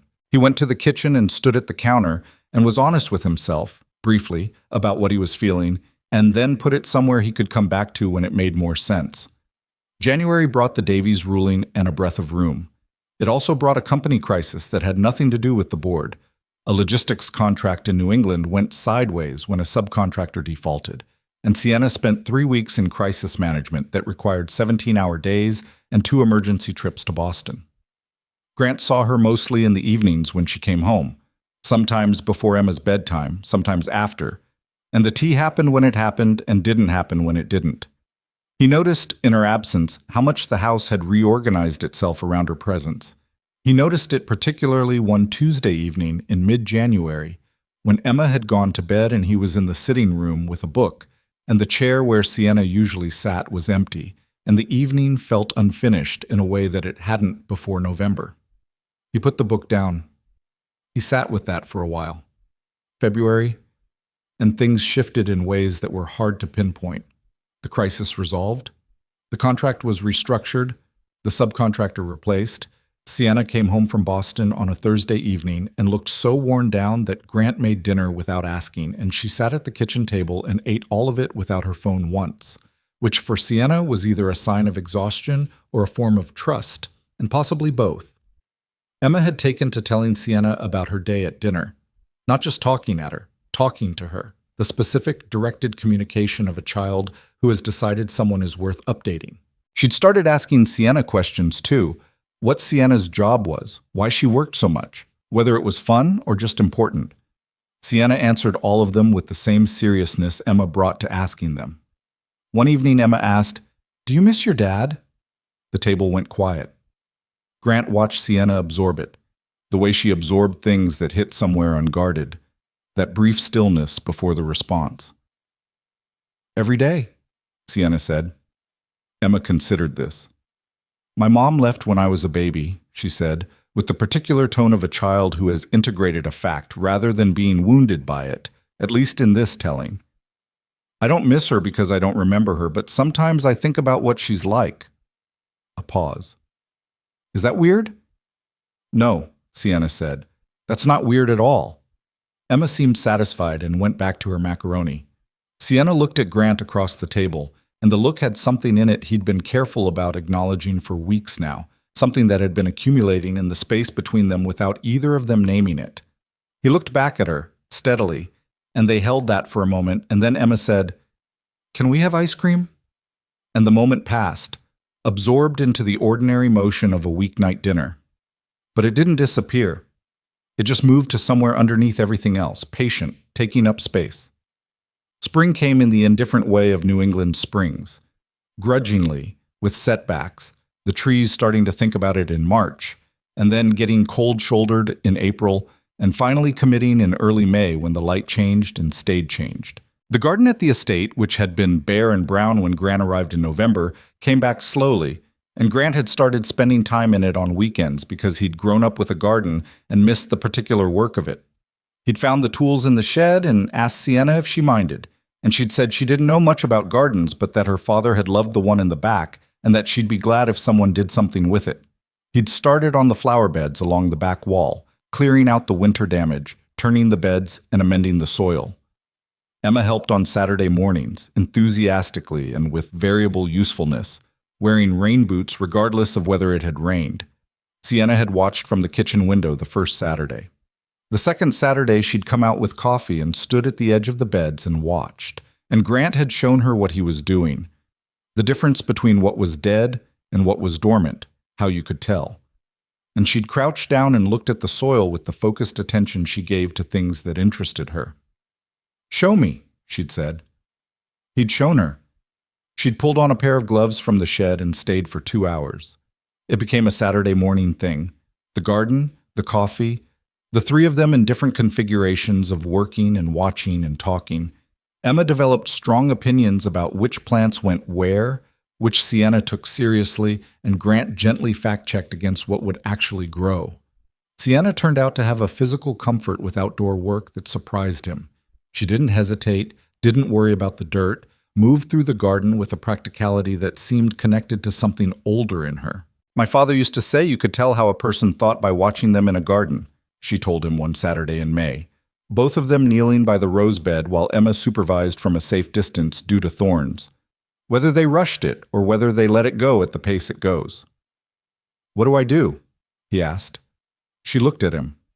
You wait for the plant to tell you what it needs, she said. Then you do that. He looked at her for a moment. What do you do?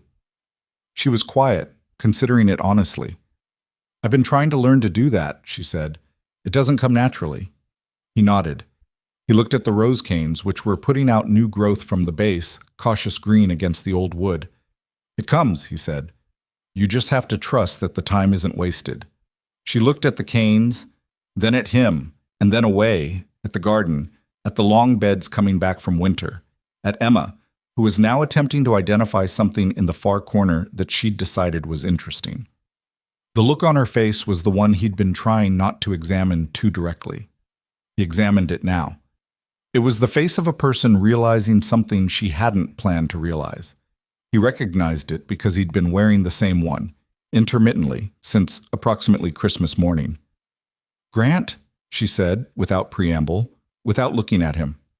Yeah, he said. She didn't say anything else right away.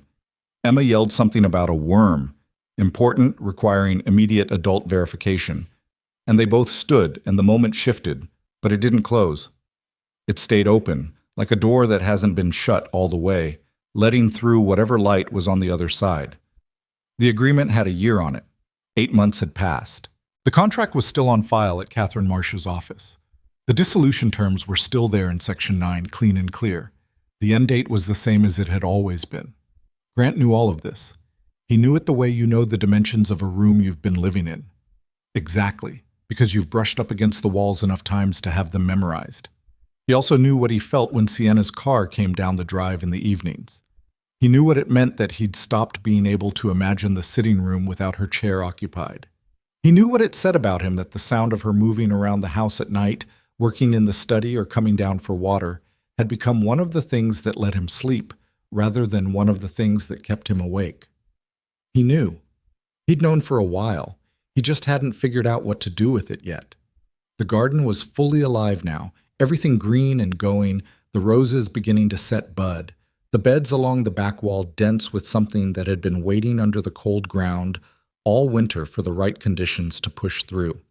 He stood in it one evening in late May, after Emma was in bed and Sienna was still at a dinner in Hartford, and he thought about the parking garage 4 years ago, and the envelope with no name, and a man who had told his wife he'd met someone worth noticing.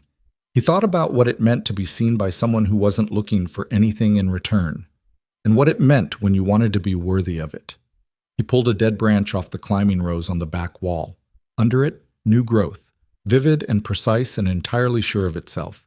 He left it for the morning.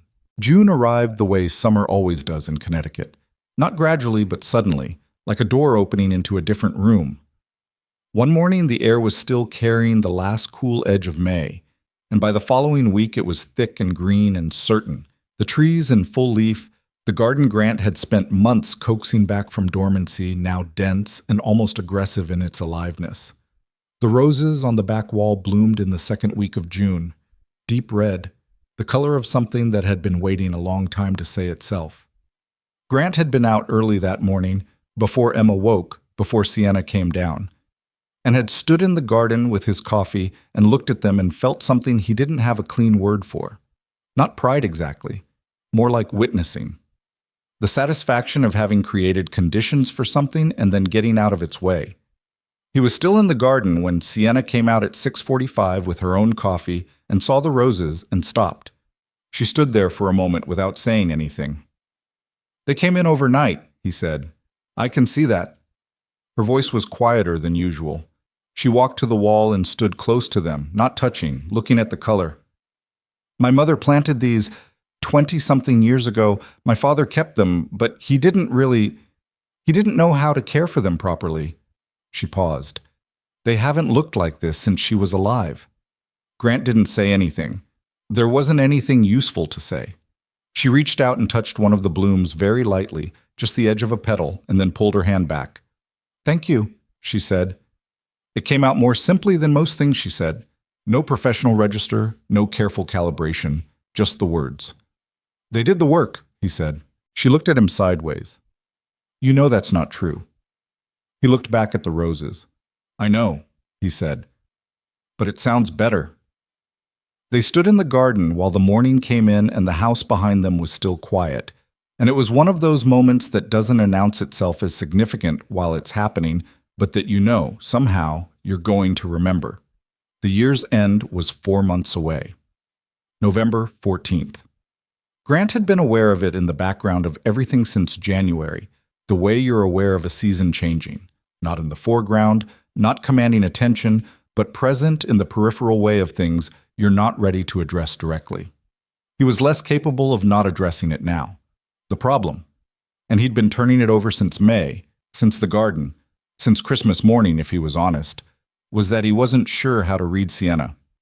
He was good at reading people in general.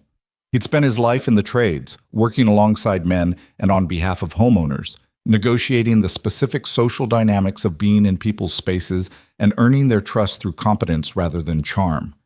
He was decent at knowing what people meant underneath what they said. With Sienna, he was less certain. She was precise in almost everything, her language, her professional conduct, the way she made decisions. But in the personal space, she was guarded in ways that had loosened slowly, unevenly, with gaps and reversals. Some evenings, she was fully present. The kitchen table conversations, the garden Saturdays, the way she listened to Emma with the specific attention of someone who found the listening genuinely worthwhile. Other times, she retreated into the professional self, the CEO composure, the polished remove, and those times felt like being handed back something you'd been briefly allowed to hold. He'd told himself, repeatedly, that it was reasonable, that a person didn't simply unwrap in 8 months because circumstances had changed, that Sienna Blackwood had built those walls over 30 years, and the fact that they occasionally came down in the kitchen at midnight did not mean they were gone. He told himself this and mostly believed it, and did not push. But June had changed something. He couldn't locate exactly what or when, but the quality of the air between them had shifted, thinned, become more conductive in a way that made the careful distance harder to maintain without it feeling like a choice rather than a default. The shift became concrete on a Saturday in the 3rd week of June. Emma was at Margot's house for a sleepover. The first one, a milestone Emma had prepared for with a packing list she'd written herself, which included the brontosaurus, 4 changes of clothes for a one-night stay, and a small flashlight for unspecified purposes. Grant had dropped her off at 4, watched her disappear through Margot's front door without a backward glance, and driven home to a house that was quiet in a different way than the ordinary quiet of Emma being at school. More permanent. A preview. He didn't love it. He was in the kitchen making dinner for 2. Pasta again, because it was reliable and he was capable of more, but this felt like a low-effort evening. When Sienna came home from a half day at the office and stopped in the kitchen doorway and said, "She's at Margot's?" "Until tomorrow at noon," Sienna set her bag down. Looked at the kitchen, which was clean and ordinary and notably contained only 2 places set at the table. "How are you doing with that?" He looked up from the stove. "With what?" "The first sleepover." She said it without the professional register, just asking. Parents get weird about the first sleepover. My mother told me my father walked around the house not knowing what to do with himself the first time she sent me to a friend's for the night. Grant considered the pasta. "I'm fine," he said. Then, "I checked my phone twice on the drive home." "She's fine," Sienna said. "I know she's fine." "Margot's mom texted you?" 2 minutes after I left, photo included." He paused. Emma was already eating a snack and had not thought about me once. Sienna made a sound that was a genuine laugh, short and warm, the unself-conscious version. "That's exactly what you want." "That's exactly what I want," he confirmed. It doesn't make it better. She looked at him with something that was near to fond, and he looked back at her, and they held that for a beat too long to be casual. She was the one who moved first, to the cabinet for glasses, ordinary motion, breaking the current. They ate dinner, and the table felt different with two instead of three, quieter in both the bad and the good sense. Without Emma's continuous narrative filling the space, conversation moved differently. Less prompted, more deliberate. The kind that happened when you were choosing to talk rather than being drawn into it. Sienna talked about her father. Not the company, not the legal situation, not the strategic legacy. Just him. Specific memories that she was apparently circling back to more as the first year without him continued. A trip they'd taken when she was 12 to see a property he was considering in Vermont, and how he'd spent the whole drive back talking about the way the light fell on the hills and nothing about whether the deal made sense. The way he'd kept a notebook on his desk with quotations he found useful, not famous ones, just things people had said to him that he thought deserved to be written down. He had a quote from a man he'd met in a hospital parking garage, she said. She said it looking at the table, not at him, and there was something careful in how she'd approached it, like she'd been carrying it for a while and had decided tonight was the moment. He wrote it in the notebook. Grant put his fork down. What did it say? It said... She paused, and he could hear her finding the right words. Some people still know how to sit with a hard thing. She looked up. That was it. His note underneath said, Grant Holloway, Hartford General, parking level 2. The kitchen was very quiet. He saw you sitting in that car, she said, and he didn't see someone failing. He saw someone who was managing without flinching from it. Grant looked at the table. His father had been a man who couldn't manage hard things without cracking them open and making them everyone else's problem. He'd spent a lot of his adult life consciously choosing the opposite, and he'd never thought of that choice as anything remarkable, just the better option. I didn't know I was being watched, he said. That's why he wrote it down, she said, because you weren't performing it. He looked at her. She was looking at him with an expression that was open in a way that she didn't often allow, but the guard down, fully down, something real and unhedged on her face. Sienna, he said. I know, she said, before he got any further. She dropped her eyes to her glass, turned it in her hands. I know what this is starting to look like from the inside. She stopped. I just need you to understand that I'm not another stop. I don't do things halfway. When I commit to something, it doesn't come with an exit strategy. So before anything changes, I need to know that this isn't, it's not, he said. She looked up. Whatever you're trying to ask, he said, the answer is no, it's not. She held his eyes. She was doing the thing she did when processing something. Very still, very precise, measuring. I'm going to need more time, she said, to say the rest of it. I'm not ready to say the rest of it yet. Okay, he said. That doesn't bother you? He thought about it honestly. No, he said. I've been waiting for things to be ready my whole life. I'm pretty good at it. Something in her face relaxed, not dramatically, just the way a held breath releases, small and real. Okay, she said. They finished dinner. They did the dishes side by side, the same way they had most nights for 7 months now, and the ordinary mechanics of it, passing things, the small logistical choreography of two people in a shared space, had the weight of something they'd built without a blueprint. He didn't sleep well that night, not badly either, more like the wakefulness of someone whose mind is occupied with something it wants to keep turning over. He lay in the dark and thought about the notebook entry, and the parking garage, and the fact that a man had died before he got to make the phone call he'd been planning, and wondered what that said about timing, and decided that timing was mostly something you invented in retrospect to make sense of what happened. What happened was what you did with it after. July brought heat and a crisis Grant had not anticipated, which was that Emma started asking questions, not about the arrangement. She didn't have enough of the adult vocabulary for that, and he'd been careful about what she knew. But she was 6 now, and the school year had ended, and she was spending more time in the house with less structured activity and more observational opportunity. And Emma, as previously established, was perceptive in ways that exceeded what was comfortable. It started with a question she asked Grant while he was driving her to swim lessons on a Tuesday morning in July. "Does Sienna love us?"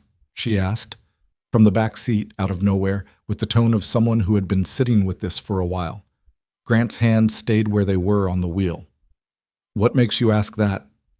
"She came to my concert," Emma said, "and she knows how I like my eggs now. And she fixed my braid that time when you did it wrong." A pause. "People do those things when they love you."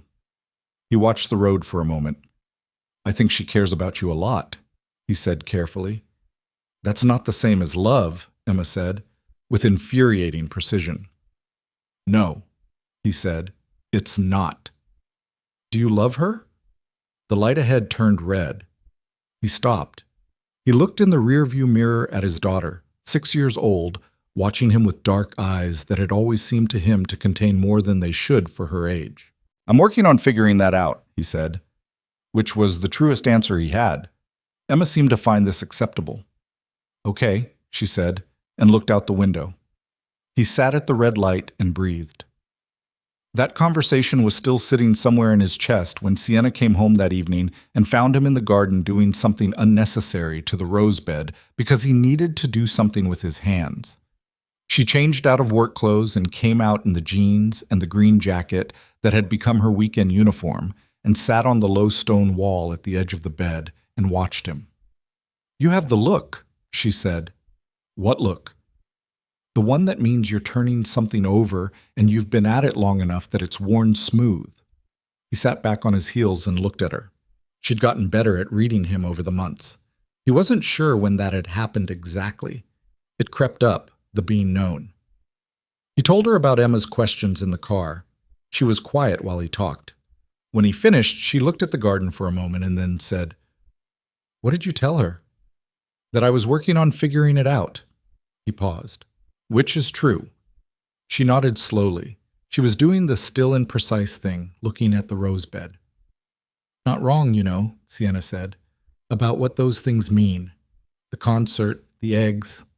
A pause. "She's not wrong about about where I am with her." "I know," he said. "I didn't expect to." She stopped. "I didn't build a plan that included this, any of this. I don't know what to do with something I didn't plan." "What do you do with it?" She looked at him. "Apparently I sit on a garden wall at 7 in the evening and try to say things I'm not sure I know how to say." He looked at her sitting on the stone wall in the late summer light, the roses behind her that had been her mother's and that had come back this year for the first time in years, and he felt the full weight of the past 8 months settling into something he could hold clearly. "You don't have to say it," he said. "Not right now." "I know," she said. I want you to know I'm not," she exhaled. "I'm not going to be good at this. I'm not a naturally easy person to be with. I work too much, and I retreat when I should talk, and I've spent so long being the only one responsible for everything that I don't always remember how to let someone else hold something." "I know," he said. "You know, and you're still—" She gestured, somewhat helplessly, at the garden, at him, at all of it. "Yeah," he said. She looked at him for a long moment. Then she looked at her hands. 4 months, she said. "Until November." 4 months, he said. Neither of them said what came after that. But it was there, the unspoken weight of the end date, the contract in Catherine Marsh's office, the dissolution terms in Section 9. Emma's voice came from inside. She'd been watching TV and had apparently found something worth reporting. "Dad, there's a show about sharks, and one of them is bigger than a bus." He looked at the house, looked at Sienna. "That does sound significant," Sienna said. "It probably is," he said. He stood.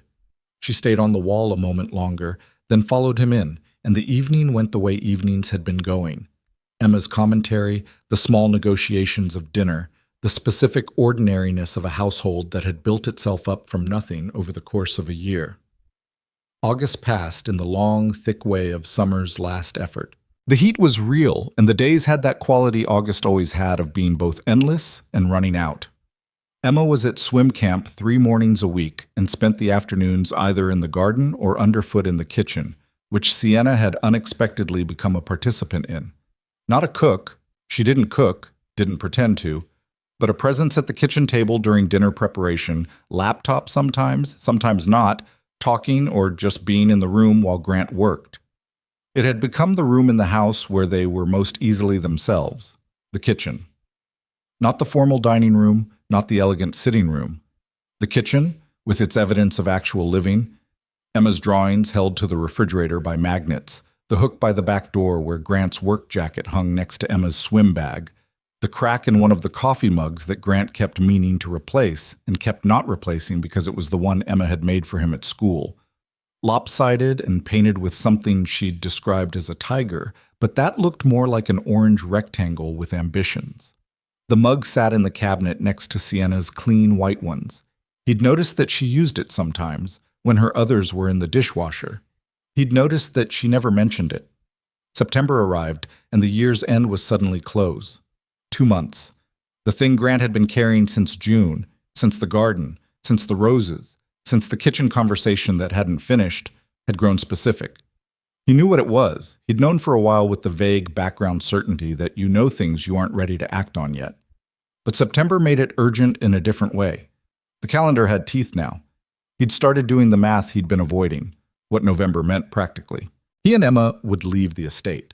He'd have the financial settlement from the contract, which was substantial enough to let him genuinely start his own company if he moved intelligently. He could get Emma back into Jefferson Elementary. She'd have to leave her current school, but she'd adapted once, she'd adapt again. He could find a house, a real one, not a rental. He could build the future he'd come into this arrangement specifically to build. All of that was available to him. All of that was, on paper, the win condition. He sat with the win condition on a Sunday morning in mid-September while Emma was still asleep and Sienna was in the study doing what she always did on Sunday mornings, and the house was quiet, and the win condition felt like swallowing something wrong. He went to the study, knocked. "Come in." She was at the desk in her reading glasses with a spreadsheet on the screen that even from across the room looked complicated. She looked up. "I need to talk to you," he said. Something in his tone landed. She took off the glasses and turned away from the screen. He sat in the chair across the desk from her, the same chair he'd sat in that night in November when she'd told him Davies had filed the petition. The night he'd said, "What do we do?" and she'd looked surprised by the we. He noticed this and thought it was probably significant. "The contract ends in November," he said. "Yes," she said.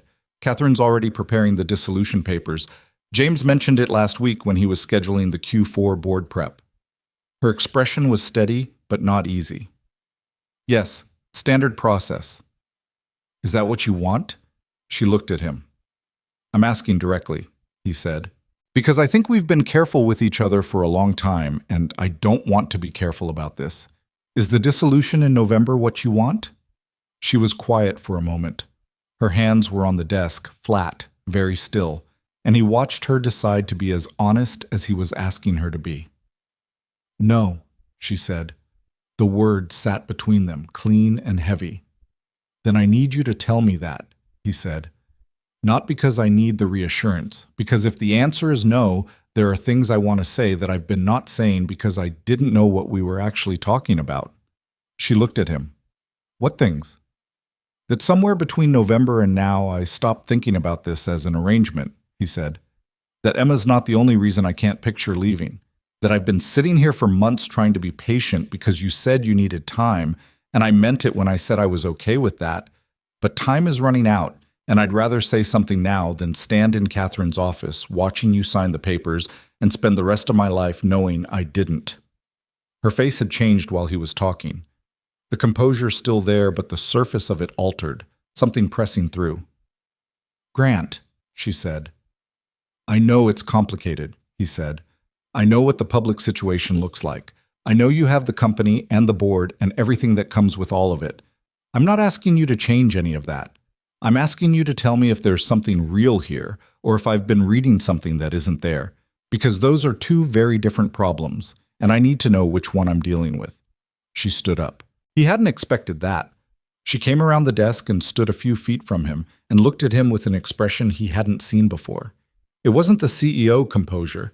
It wasn't the guarded caution of the early months. It was something older and simpler, just a person being seen and knowing it. "You're not reading something that isn't there," she said. He stood up too, because sitting felt wrong now. "I'm scared," she said. Not as confession, just as fact. The Sienna Blackwood version of scared was very controlled, but it was real. "I've built everything I have by knowing what I was getting into before I committed. I don't know how to do something where I can't see the whole shape of it first." "Nobody can see the whole shape," he said. "That's not a thing that exists." "I know that," she said. "It doesn't make it less frightening." "I know," he said. They stood 3 feet apart in the study where she'd been working since before he arrived, and where he'd knocked on the door at midnight because the light was on, and he'd thought of tea. And the morning was very quiet around them, just the house and the September light coming through the window onto the papers on the desk. "I don't know how to be in something like this," she said. "I've told you that. I work too much, and I retreat, and I know who you are," he said. "I'm not asking for a version of you that doesn't do those things. I'm asking for the version that's actually here." She looked at him for a long time. He let her look. He'd gotten good, over the months, at letting Sienna arrive at things at the pace they arrived. "Okay," she said. "Okay what?" "Okay." She said it again, and this time it had more weight to it. Not a simple acknowledgement, but something closer to a decision. "I don't want to sign the papers in November. I don't want you and Emma to leave. And I've been—" Her voice caught just slightly, just once. "I've been trying to figure out how to say that since approximately Christmas." He thought about Christmas morning. The sitting room floor, the oversized sweater, Emma explaining the biography of a stuffed animal. "I know," he said quietly. "You knew at Christmas?" "I suspected at Christmas," he said. "I was pretty certain by the garden in May." She looked at him with something that was near to exasperated, and something that was near to laughing, and something that was neither of those things. "You could have said something," she said. "You said you needed time." "I did need time." "So." She pressed her lips together in the way she did when she was working against something she didn't want to be working against. "You are occasionally very annoying," she said. "Okay," he said. "This doesn't just fix everything," she said. "I'm still the person I am. The company is still—" "I know. And we'd have to figure out what this actually looks like. As a real thing, not a contract, not an arrangement, just whatever it is. I know. Emma would need to understand what's changed and what hasn't." "She already knows more than we've told her," he said. "She asked me in July if you loved us." Sienna went still. "What did you say?" "I said I was working on figuring it out." He paused. "I figured it out." The morning light moved on the papers between them. Outside, somewhere in the garden, a bird was doing something persistent and apparently important. She reached out and put her hand on his arm. Not dramatically, not with any ceremony, just her hand on his arm, the way you touch something you've decided belongs to you. He put his hand over hers. "Okay," she said, for the 3rd time. This time it meant something different from the other 2. This time it meant yes. This time it meant, "I'm in." They stood like that for a moment in the study, in the quiet, while the house held them the way houses hold people who've stopped leaving. He didn't have the words yet for all of it. He'd get there. He'd found, in the past year, that the things that mattered most came to their shape gradually, the way a garden does. Not all at once, not according to the plan you drew up, but by growing toward what it needed and revealing itself when it was ready. He heard Emma stir upstairs, her feet on the floor, the specific sound of her moving toward the bathroom. Morning in motion. Sienna heard it too. She looked at the ceiling, then at him. "She's going to want breakfast," she said. "She's going to want to know what pancakes we're having," he said. Those are different questions for Emma. Something in her face was still working through what had just happened between them, still processing the specific enormity of a small moment. But underneath the processing was something else, something settled and quiet. She took her hand back, not in retreat, just in motion, and moved toward the door. He followed. They went downstairs to make breakfast in a house that was still theirs for 2 more months on paper, and if they were paying attention to what had just happened in the study, on a Sunday morning in September, for considerably longer than that in every way that mattered. Emma appeared at the bottom of the stairs in her pajamas, with her hair in every direction and the brontosaurus under one arm. She looked at her father, then at Sienna, then back at her father with those eyes that saw things she wasn't supposed to be able to see yet. "Are we having pancakes?" she asked. "We're having pancakes," Grant said. Emma nodded, satisfied, and went into the kitchen. Just like that. Like it was the most ordinary morning in the world. Which it was, and also wasn't. And somehow both of those things were true at the same time, without one canceling the other. Grant looked at Sienna. She was already looking at him. "Pancakes?" she said. "Pancakes," he said. They went into the kitchen. The dissolution papers arrived on a Tuesday. Grant was on a roof in Simsbury when James Reeves texted him, professional, brief, the way James did everything, saying that Catherine Marsh's office had couriered the documents to the estate and that they would require both parties' signatures by November 14th, which was 11 days away. He added that Catherine was available for a signing appointment any day that week at the convenience of both parties. Grant read the text twice, put his phone in his pocket, picked up the nail gun and finished the section he was on, because the work was there and it needed doing, and he'd learned a long time ago that the work didn't stop for the inside of your head. He came down off the roof at 3:30 and sat in his truck and read the text again. 11 days. He drove home. The papers were on the kitchen table when he got there. A manila envelope with Catherine Marsh's firm name in the upper left corner, sitting in the center of the table with the particular neutrality of objects that don't know what they contain. Sienna wasn't home yet. Emma was doing homework at the other end of the table, or what passed for first-grade homework, which was a sheet about the letter Q and its qualities. And she looked up when he came in and said, "What's that?" "Work stuff," he said, which had become his standard envelope response. She looked at it for a moment with the narrow-eyed attention she gave to things that didn't entirely convince her, and then went back to the letter Q. He left the envelope where it was. He made dinner. He picked Emma up from the table when the homework was done and supervised teeth brushing and read 2 chapters of the book they were working through together and turned off the light and went downstairs and sat in the sitting room with the envelope still on the kitchen table and waited. Sienna came home at 8:15, which was earlier than usual. She came into the sitting room still in her coat, which meant she'd seen the envelope and hadn't stopped. She sat down in her chair across from him. "You saw it," she said. "James texted me." She'd taken her coat off now, laid it over the arm of the chair. She was in the dark blazer she wore for board days, and she had the particular look she got after long meetings. Not tired exactly, more compressed, like someone who'd been operating at high pressure for hours and hadn't fully decompressed yet. "I had a board meeting today," she said. "I figured." "Davies was there." She paused. "He was very pleasant." Grant looked at her. "That's worse than when he's not." "Yes." She looked at the fireplace, which wasn't lit tonight. "He knows about the papers. He has people at Catherine's firm, not employees, just people who talk. He knows they've been sent."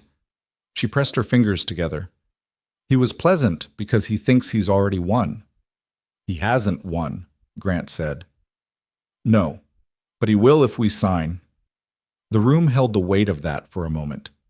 This was the thing Grant had been turning over since September, since the study, since the Sunday morning of pancakes, and the thing that had shifted between them. They'd said what they'd said. They'd stood with their hands on each other's arms in the morning light, and agreed that the shape of what had built itself over a year was real and worth keeping.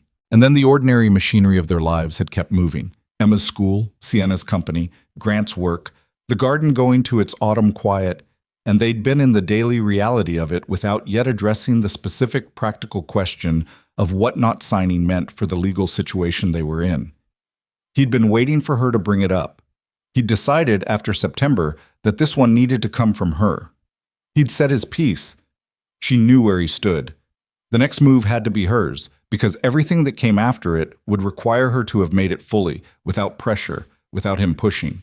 She'd been building toward it. He'd been watching her build toward it, the way she'd reached for his hand during a difficult board call she'd had on speaker in the kitchen 2 weeks ago, brief and unconscious. The way she'd told Emma last week, when Emma asked if Sienna was going to be there for the school's fall festival, Of course I'll be there, without hesitation, without checking with Grant first. The way she'd started saying we when she talked about the house and what needed doing in the garden before winter. The building had been happening. The arrival was tonight. I've been thinking, she said, about what it actually looks like, legally, if we don't sign. Okay, he said. The contract expires regardless, she said. The terms of the contract end on November 14th, whether we sign dissolution papers or not. The marriage itself continues unless we actively file for divorce, which is a separate legal process. She looked at him. Catherine explained this to me last week. I asked her to. You asked her last week. I wanted to understand the mechanics before I said anything. She paused. That's how I work. I need to know the full shape before I commit. He remembered her saying that in September. I don't know how to do something where I can't see the whole shape of it first. He remembered saying nobody could see the whole shape. He still believed that. But he also understood more fully now than he had in September that for Sienna, understanding the mechanics was the closest she could get to that whole shape, and that her asking Catherine for the legal mechanics was her version of deciding. So the marriage continues, he said, if we choose it, as a real thing, not a contract, not an arrangement. She was precise, as always, about language. The financial terms of the contract end. That's not what this would be. I know, he said. It was never about the money. She looked at him steadily. I know it wasn't. I need to say it anyway, because I need to be clear about what I'm asking. He nodded. I'm asking, she said carefully, if you want to stay. Not because of the contract or the money or what I can provide for Emma's future. Those things are real, and I'm not pretending they don't matter, but they can't be the reason. She stopped. I need it to be because this... She gestured at the room, at the house, at the invisible weight of the year they'd built, is what you want. Grant looked at her sitting in her chair with her coat over the arm and her hands in her lap, and her face doing the thing it did when she was being completely unguarded, the composure present but not in charge, just the actual person underneath it. He thought about the first morning in the parking garage and the envelope with no name. He thought about a man who wrote things in a notebook because he believed certain things deserved to be written down. He thought about some people still know how to sit with a hard thing, and what it meant that a stranger had watched him in the worst hour of a difficult night and had seen that instead of the failure. He thought about Emma in the garden with her rain boots. He thought about midnight tea at a kitchen table. He thought about Christmas morning and the sitting room floor and a stuffed animal's biography delivered with complete seriousness. He thought about roses that had come back for the first time in years. Yes, he said. This is what I want. She exhaled. Not dramatically. Sienna didn't do things dramatically. But he heard it. The release of something that had been held. Her hands unfolded in her lap. Okay, she said. Okay, he said. She looked at the kitchen doorway where the envelope was still on the table. We should probably tell Catherine, she said. We should probably tell Emma first, he said. She looked at him. A slow nod. Tomorrow morning, he said, after breakfast. She's going to take it better than we're expecting, Sienna said. I know, he said. That somehow makes it more nerve-wracking. They sat in the sitting room for a while after that, not talking much, the fire Grant lit casting the room in the specific amber of an October evening, and the house around them settled into its nighttime sounds, and nothing was resolved yet in the complicated way of the board and the company and the legal machinery still in motion. But underneath all of that, something had closed, a circuit or a loop, or whatever the right word was for when two separate things finally found their connection and stopped moving apart.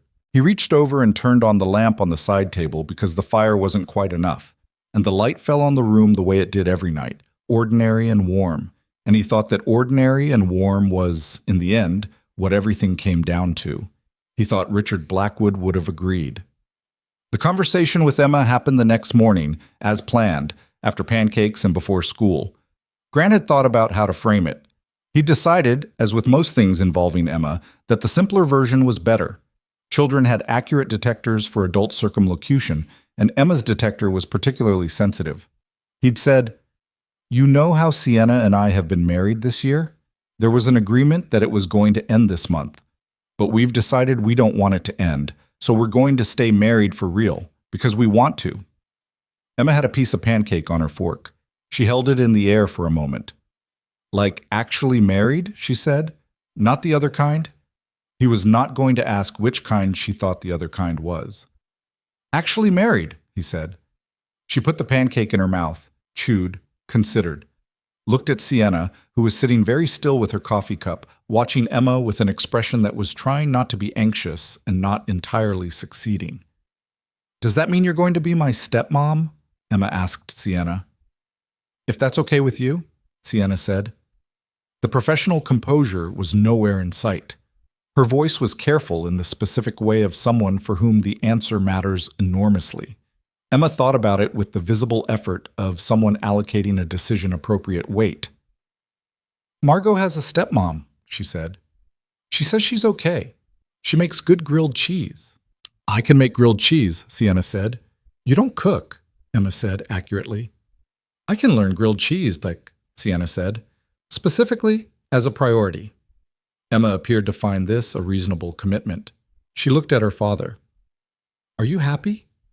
He looked at his daughter across the breakfast table in the kitchen of a house he hadn't lived in a year ago, in a life that had been rearranged from the outside and then, somewhere along the way, had become his actual life. Yeah, he said, I'm really happy. She nodded, satisfied, and ate the rest of her pancake. Okay, she said. Can I be late to school today? No, he said. Worth asking, she said. He drove her to school. When she got out of the car, she turned back. She almost never turned back, and said, Dad. Yeah. I knew you loved her, she said, since Christmas. Then she turned and ran toward the entrance and was gone. He sat in the car for a full minute and felt the specific, undefended love of a parent in all its bewildering enormity, and then drove home. Davies made his final move the following week. He'd known about the decision not to sign. His network was thorough, and Catherine's office confirmed to him what he apparently already suspected. He filed an emergency motion with the probate court on a Thursday morning, arguing that the decision to continue the marriage constituted a new legal event requiring court review, that the original conditions of the will required active verification of the marriage's authenticity, and attaching a 40-page document of compiled observations, photographs, and testimony from two individuals who claimed to have evidence that the marriage had been engineered specifically to circumvent the will's conditions. Catherine called Sienna at 9 in the morning. Sienna called Grant at 9:15. He was at a job site in Granby. He took the call in his truck. He has two witnesses, Sienna said. She sounded the way she'd sounded in the early months, man. Controlled, precise, moving through the logistics. But underneath it, something else. One of them is a former associate at Catherine's firm who left under difficult circumstances. The other is someone from the reception at the estate, someone who was there at the reception after my father's funeral and who claims to have overheard our conversation. Which conversation? The one in my father's library. A pause. He apparently heard enough to claim we discussed a financial arrangement. Grant thought back to that day. The library. The sound of the reception through the closed door. He'd assumed the distance was enough. What did he actually hear? Grant asked. I don't know yet. His affidavit is vague, deliberately, Catherine says, because vague is harder to specifically counter. She stopped. Davies has done this before. In a shareholder dispute in 2019, he builds enough mud that everything goes gray. Sienna. Yes. Let me think for a minute. He sat in the truck in the gravel lot of a construction site in Granby and thought. He wasn't a lawyer. He didn't know the mechanics of probate law or the specific terrain of what Davies was doing. But he knew people, and he knew how this particular variety of pressure worked, because he'd seen versions of it in smaller contexts his whole life. The contractor who bids too low and then makes life difficult when he doesn't get the job. The neighbor who files complaints because a fence is 6 inches over the line. Some people's primary tool was making things sufficiently complicated that the other person decided it wasn't worth it. The question was always what the other person actually wanted. What does he actually need? Grant asked. Not want, need. What's the minimum outcome that satisfies what he actually came for? Silence on the phone for a moment. The logistics division, she said slowly. That's always been the real target. The real estate and energy contracts are profitable, but they're not the piece he's been after. The logistics division is what he's had buyers for since before my father died. Would giving him something in the logistics division, not the whole thing, but something, would that be workable? I've thought about it, she said. There's a distribution subsidiary that's been underperforming. It's not central to the division's core function, but it has assets he'd want.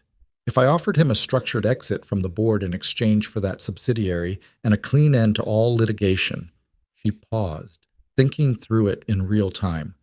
He might take it, because the alternative is another 6 months in court, and even if he wins something, he doesn't get the company. The will conditions are met. The marriage is continuing. The best he can do is create costs. So offer him the exit, Grant said. Make it his idea. A pause. What do you mean, make it his idea? He needs to feel like he got something. Men like Davies don't take deals they feel like they were forced into. They take deals they feel like they negotiated. He thought about it for a moment. Have Catherine approach his counsel informally.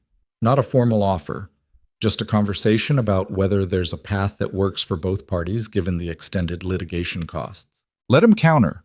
Whatever he counters with, you already know your floor. Let him get there on his own. Silence. He could almost hear her thinking. My father used to do that, she said quietly. Make the other party feel like they'd arrived at the idea themselves. Smart man, Grant said. Yes, she said.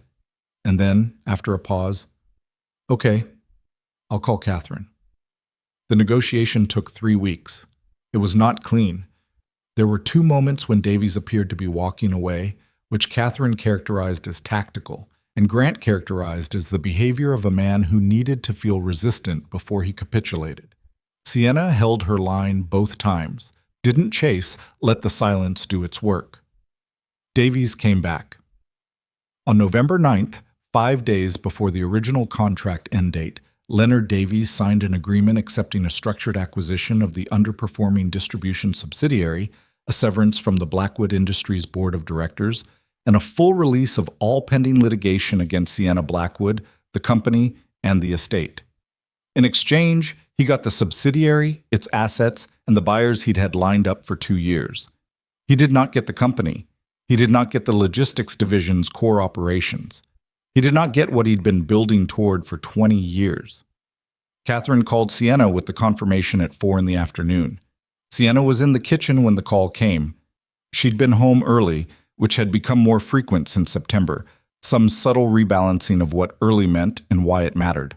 Grant was at the kitchen table with his laptop, working through the business plan he'd been drafting for the independent roofing company he was finally actually going to start, and Emma was at the other end of the table drawing something that involved a great deal of purple. Sienna stood by the window and listened to Catherine's confirmation, and then said, "Thank you, Catherine, for everything this year." She hung up and stood there for a moment. "It's done?" Grant asked. She turned around. Her face was doing the thing it had done at the cemetery a year ago.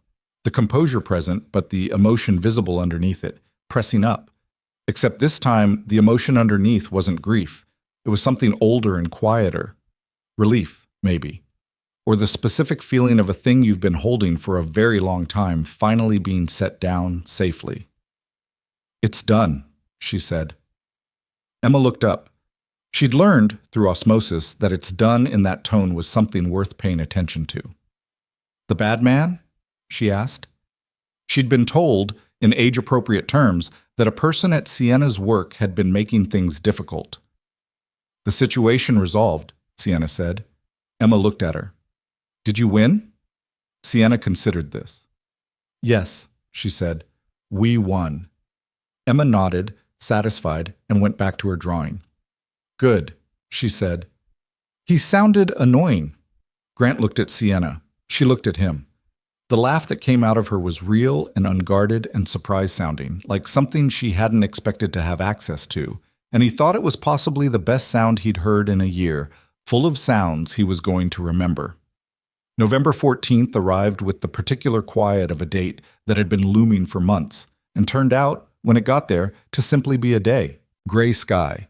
the last of the leaves down, the trees in their bare November honesty. Grant drove Emma to school and stopped at the coffee place on the corner near Jefferson East that had become their Tuesday-Thursday ritual. She got a small hot chocolate, he got coffee. They sat in the truck for 5 minutes before the bell. She talked about a project on Connecticut history and whether dinosaurs counted as Connecticut history since some fossils had been found there, which he said was actually a reasonable question and she should ask her teacher. He dropped her off, turned back. On November 14th of last year, he'd stood on the sidewalk outside a courthouse in Paul Donovan's borrowed suit and watched a black car pull into traffic, and the city had moved around him like he was a rock in a stream, and he'd had absolutely no idea what any of it was going to turn into. He thought about that a lot on the drive home, about how you can be standing in the middle of something that's going to matter for the rest of your life, and the sky doesn't change color. Nobody tells you. The coffee is the same temperature as always. Life doesn't signal its significant moments. They just happen, and then afterward you look back and see the hinge point, the place where the trajectory bent, and you understand that it bent because of something small. A knock on a car window, a moved envelope, a single person who got up off their seat in a crowd. He thought about Richard Blackwood's notebook, the things written down because they deserve to be. Some people still know how to sit with a hard thing. He thought about how a man who noticed things and believed in writing them down had built 51 years of a company out of that impulse, the impulse to pay attention, to take the small things seriously, to believe that what happened in parking garages mattered as much as what happened in boardrooms. He thought about what it meant to be the inheritor of that observation, the responsibility of it, maybe. Or not responsibility. That word was too heavy. More like the gift of being seen and what you do with it, whether you carry it forward or let it sit unused. He tried to carry it forward. He didn't always get it right. He was impatient sometimes and closed off when he was tired, and he still hadn't fixed the crack in the coffee mug from Emma's school project and probably never would, because fixing it had stopped being the point. He was going to make mistakes in the business he was starting, and mistakes with Emma, and mistakes with Sienna, because being a person in proximity to other people was a process of continuous, imperfect adjustment, and anyone who told you otherwise was selling something. But he was here. That was the thing. He'd gotten up when everyone else stayed seated, and here was where it had brought him. He pulled into the estate driveway and entered the code. His birthday, the one Sienna had set that first Saturday, and drove through the gate. The garden was bare but not bleak. He'd cut the roses back in October, the proper way, and mulched the beds against the winter. The canes were there, dry and brown, and exactly as alive as they needed to be to come back in the spring. He knew now how to look at a bare garden and see what was dormant rather than what was gone. He thought that was probably useful knowledge in more than one context. Sienna was in the kitchen when he came in. She'd taken the morning, something she was doing more often now, guarding certain mornings for the things that weren't the company. She was at the table with coffee and the newspaper, the actual paper, which she'd started getting delivered because he'd mentioned once that he'd grown up reading it, and she'd ordered it without comment the following week. She looked up when he came in. "How was the hot chocolate situation?" she asked. "Excellent. She spilled a little on her sleeve, but we handled it." "Did she raise the dinosaur question with you?" "She did." "What did you tell her?" "I said it was a good question for her teacher."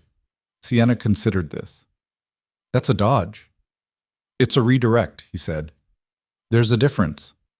She made the small sound that meant she wasn't conceding the point, but wasn't arguing it either. She turned the newspaper page. He poured his coffee and sat down across from her, and they were quiet for a moment in the specific, comfortable way of people who have learned that silence between them is safe. "November 14th, she said, without looking up from the paper.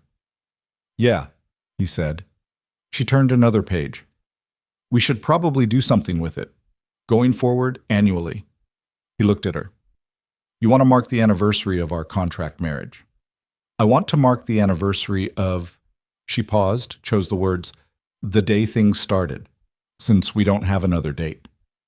He thought about it. Emma would want to be involved. Obviously. She'll make it about food. Everything she does is about food. I've accepted this. He looked at her across the table, the newspaper, the coffee cup, the morning light coming in, the woman who had cried on the frozen ground of a cemetery and asked a stranger to help her hold the worst day of her life, and who had turned out, underneath all the competence and control, to be someone who read the newspaper at kitchen tables and learned to make grilled cheese and sat on garden walls in the evening light and had the courage to say, "I don't want you to go," even when it scared her. "Okay," he said. "We'll mark it." She nodded, turned the page. He thought about the things he'd learned this year, not the obvious ones. Not that money doesn't solve everything, not that love takes time. Those were true, but they weren't discoveries. Anyone over 30 knows those. More specific things. That the people who see you most clearly are often the ones with no reason to look carefully, and that being seen that way creates an obligation to the person you were in that moment to keep being them. The children are more honest than adults about what they need, and that the discipline of asking yourself the same questions a 6-year-old asks you is worth more than most self-help frameworks. That dormant isn't dead, and winter is necessary, and the thing you spent months tending has a shape of its own that you couldn't have planned. That sometimes a man knocks on your car window at 2 in the morning and changes everything, and the best way to honor that is to knock on someone else's door when you see the light on, and the right thing to do is move. He thought about what he would write in a notebook if he were a man who kept one. He thought he might start keeping one. The afternoon was ordinary in the way that mattered. Errands, a call with his future business partner Pete Garza about the LLC filing, a conversation with Paul Donovan about the lease on the office space they were looking at. The independent company was going to be called Holloway Roofing, which Emma had declared was a good name and which Sienna had said was clear and direct, which in her vocabulary was high praise. He picked Emma up at 3. She got in the car and immediately began the report on the dinosaur question, which her teacher had engaged with seriously and with enthusiasm, and which had apparently led to a 15-minute class discussion that Emma described as the best thing that had happened at school so far this year. She said some dinosaur fossils were found in Rocky Hill, Emma said. That means they actually lived here, in Connecticut. 180 million years ago, he said.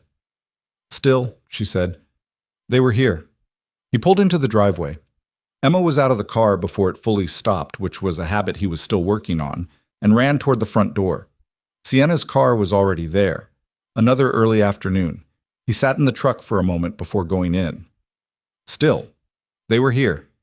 He thought Emma had maybe said something more true than she knew in the way she often did. The things that had been here before you. The effort and the love and the paying attention, they left marks you could find if you looked. Richard Blackwood's notebook. A handwritten note in a desk file. A garden someone planted 20 years ago that came back because someone decided to tend it.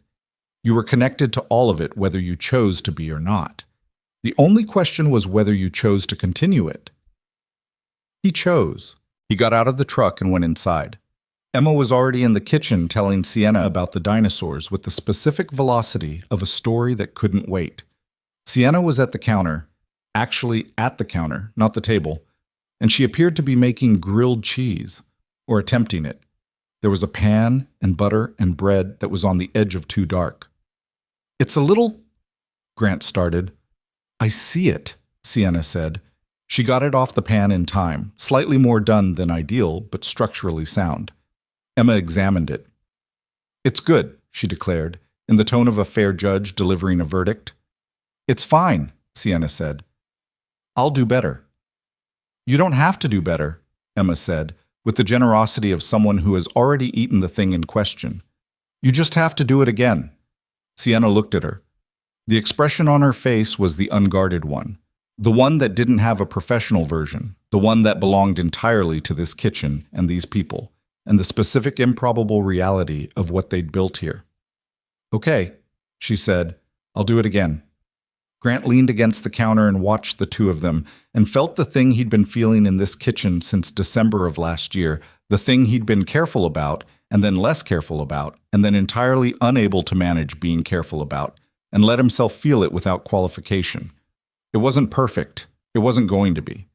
Sienna would work too much and retreat sometimes, and the board would produce new versions of old problems, and the business was going to have difficult months, and Emma was going to keep growing at a rate that was somehow both wonderful and alarming, and Grant was going to make mistakes the way people who are trying things always do. But the imperfections were theirs. That was the thing. They weren't the imperfections of people who didn't choose each other. They were the specific, navigable, workable imperfections of three people who had found each other in the particular way they had. Through grief and necessity and a dead man's notebook and a parking garage at 2 in the morning, and had decided one Tuesday at a time that this was where they were going to be. Emma finished the grilled cheese and immediately requested another. Sienna said one was the plan. Emma made the case for two. Sienna held the line, but Grant could see she was going to fold in about 45 seconds. He decided not to intervene. Some lessons needed to run their course. He thought about a notebook on a desk and the things worth writing down, and the people who noticed the right things at the right moments and had the sense to act on what they saw. He thought, write this down. Not the big moments, not the courtroom, not Davy's conceding, not the morning in the study when everything shifted. Those mattered, but they weren't the thing. Write down the kitchen in November light, the grilled cheese slightly overdone, Emma making her case with the confidence of someone who has never lost a negotiation she truly believed in, Sienna folding predictably and trying not to show she'd folded.